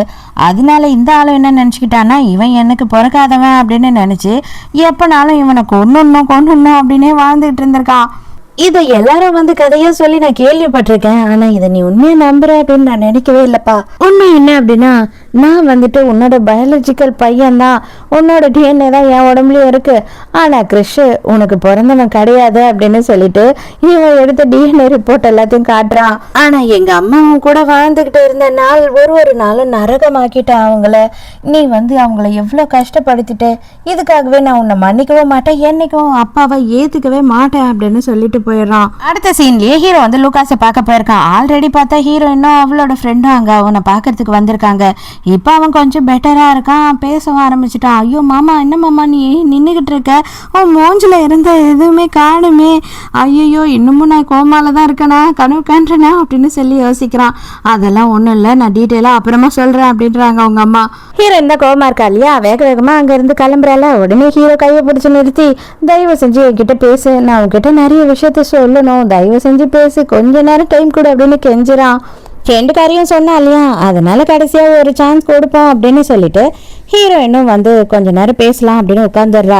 அப்பதான் ஹீரோ என்ன சொல்றானே, என்னை வந்து எல்லா சைட்ல இருந்து யாரோ கொலை பண்ண ட்ரை பண்ணிக்கிட்டே இருக்காங்க அப்படின்றது மட்டும் எனக்கு நல்லாவே தெரியும். அது யாருன்னு எனக்கு தெரியல, சின்ன வயசுல இருந்து எனக்கு அந்த தோணல் இருந்துகிட்டே இருந்தது. யாரோ என்னை ஃபாலோ பண்ணிக்கிட்டே இருக்காங்க, யாரோ என்னை ஏதோ பண்ணணும்னு நினைக்கிறாங்கன்றது. இந்த மொத்த வருஷமும் நான் இப்படியே தான் வாழ்ந்துகிட்டு இருந்தேன். ஆனா 5 வருஷத்துக்கு முன்னாடி நடந்த ஃபயர் ஆக்சிடென்ட் அது சாதாரணமா நடக்கல, அதுவுமே வந்து யாரோ ஒருத்தவங்க ஏற்படுத்தினதுதான்றது எனக்கு தெரியும். அதனால நான் எல்லார்கிட்டையும் வந்துட்டு இந்த மாதிரி ஒருத்தன் முடியாத இருக்கான், அவனால என்ன பண்ணிட முடியும் அப்படின்ற மாதிரி காமிச்சிக்க விரும்பினேன். அதுக்காக தான் வந்து நான் என்னையே அசிங்கமா காட்டிக்கிட்டேன், நான் என்னையே வந்துட்டு எழுந்து நடக்க முடியாதவன் மாதிரி காட்டிக்கிட்டேன். அப்பதான் அவங்க ஃப்ரீயா கண்டிப்பா எது பண்ணாலும் வந்து மாட்டிடுவாங்கன்னு தெரியும் அப்படின்னு சொல்றான். முதல்ல இதெல்லாம் கிறிஷ் பண்ண வேலை தான், அவன் தான் நம்மளை கொல்ல பாக்குறான் அப்படின்னு தான் நினைச்சுக்கிட்டு இருந்தேன். ஆனா எங்க அப்பாவே தான் பண்ணியிருக்காரு. உன்னையுமே வந்து கிறிஷ் தான் அரேஞ்ச் பண்ணிருப்பானோன்னு போயிடுவாங்களோன்ற பயத்துல தான் நான் வந்து உன்கிட்ட எதுவும் சொல்லாம வெயிட் பண்ணிக்கிட்டு இருந்தேன் அப்படின்னு சொல்றான். தயவு செஞ்சு என்னை மன்னிச்சு எனக்கு ஒரே ஒரு சான்ஸ் கொடு, நமக்குன்னு ஒரு குடும்பத்தை உருவாக்கணும்னு ஆசைப்படுறேன், நீ நான் நம்மளோட குழந்தைன்னு சொல்லிட்டு வாழணும்னு ஆசைப்படுறேன் அப்படின்னு சொல்லும் போது ஹீரோயின் எனக்கு கொஞ்சம் டைம் கொடு, நான் யோசிக்கணும் அப்படின்னு சொல்றா. அதோட வீட்டுக்கும் வந்துடுறாங்க. ஆனால் ஹீரோவால் வந்து டைம்லாம் என்னால் கொடுக்க முடியாது, தயவு செஞ்சு வந்துட்டு என்னை மன்னிச்சிடு, என்னை ஏற்றுக்கோ, இன்னும் ஒரு விஷயத்த கூட நான் உங்ககிட்ட மறைச்சிருக்கேன், அதை நான் சொல்லிடுறேன் அப்படின்னு சொல்கிறான். அது என்னடா விஷயம் அப்படின்னு கேட்கும் போது ஆக்சுவலாக 5 வருஷத்துக்கு முன்னாடி எனக்கு ஃபயர் ஆக்சிடென்ட் ஆச்சு இல்லையா, அந்த ஃபயர் ஆக்சிடென்ட்லேருந்து என்னை காப்பாற்றினது நீ தான் அப்படின்னு சொல்கிறான். ஹீரோயின் காலேஜ் முடிச்சுட்டு அந்த சைடாக போயிட்டு இருக்கும் போது ஒரு வீட்டில் ஃபயர் ஆக்சிடென்ட் நடந்திருக்கு. இவன் என்ன பண்ணியிருக்கான்னா வேக வேகமாக போயிட்டு அந்த வீட்டில் இருந்த பையனை வந்து இழுத்துட்டு வந்து வெளில போட்டிருக்கா. அந்த பையன் வேற யாரும் இல்லை, நம்ம ஹீரோ தான். அதே நேரத்துக்கு அங்கே அந்த புகையை அதிகப்படியாக சாசிச்சதுனால ஹீரோயினுமே வந்து கொஞ்ச நாளுக்கு கோமால இருந்திருக்கா. நடந்த எல்லா விஷயத்தையும் மறந்துட்டா. தயவு செஞ்சு நடந்த எல்லாத்தையும் மறந்துட்டு என்னை மன்னிச்சுட்டு என்னை வந்துட்டு லைஃப் போற விட்டுட்டு போகாம என் கூடியே ஹீரோ அப்படின்னு சொல்லி கேட்குறான். அதுக்கப்புறம் ஒரு வழியா ஹீரோக்கும் ஹீரோயினுக்கும் கல்யாணம் நடக்குது. லூகாஸ்மே வந்துட்டு ரொம்ப சந்தோஷமா கல்யாணத்தை அட்டன் பண்றான். இனிமே நீங்க எனக்கு எப்பயுமே ஆண்டி தான், உங்களை மரியாதையா ட்ரீட் பண்ணுவேன் அப்படின்னு சொல்லும் போது அந்த பயம் இருக்கணும் பாத்துக்க அப்படின்னு சொல்றா. ஒரு வழியா ஊரையே கூப்பிட்டு ஹீரோ வந்துட்டு சூப்பரா கல்யாணத்தையும் முடிச்சிடுறான். கொஞ்ச நாள்லயே ஹீரோக்கு ஒரு பையனுமே பிறக்கிறான். ஹீரோவோட ஃபேமிலியும் மொத்தமா சேர்ந்து குழந்தையும் ஹீரோயினையும் ரொம்பவும் நல்லபடியா பாத்துக்கிறாங்க. ஹீரோ பெஸ்ட் ஹஸ்பண்ட் மட்டும் இல்லைங்க, பெஸ்ட் ஃபாதராகவும் இருக்கணும் அப்படின்றது தான் அவனோட ஆசை. ஹீரோயினே ரொம்ப டயர்டா தூங்கிட்டு இருந்தா கூட அவளையே எழுப்பாம மொத்தமா ஹீரோயினோட இவங்களோட குழந்தையே ஹீரோவே பாத்துக்கிறான். அப்படியே ஒரு நாள் 2 பேருமே வந்து ரொம்ப சந்தோஷமா பேசிக்கிட்டு இருக்கும் போது ஹீரோயின் எனக்கு ரொம்ப நாளா அவன்கிட்ட ஒரு விஷயம் கேட்கணும் அப்படின்னு சொல்லிட்டு ஆசை, அதுக்கு உண்மையா இல்லையான்னு மட்டும் சொல்லு அப்படின்னு சொல்லி கேட்கும் போது என்ன அப்படின்னு கேட்குறான். அன்னைக்கு எனக்கும் லூகாஸ்க்கும் கல்யாணம் நடக்கும் போது ஒரு ஆடியோ ஒன்று பிளே ஆச்சு, அது யார் பண்ண வேலை அப்படின்னு கேட்கும் போது ஹீரோ சிரிக்கிறான்.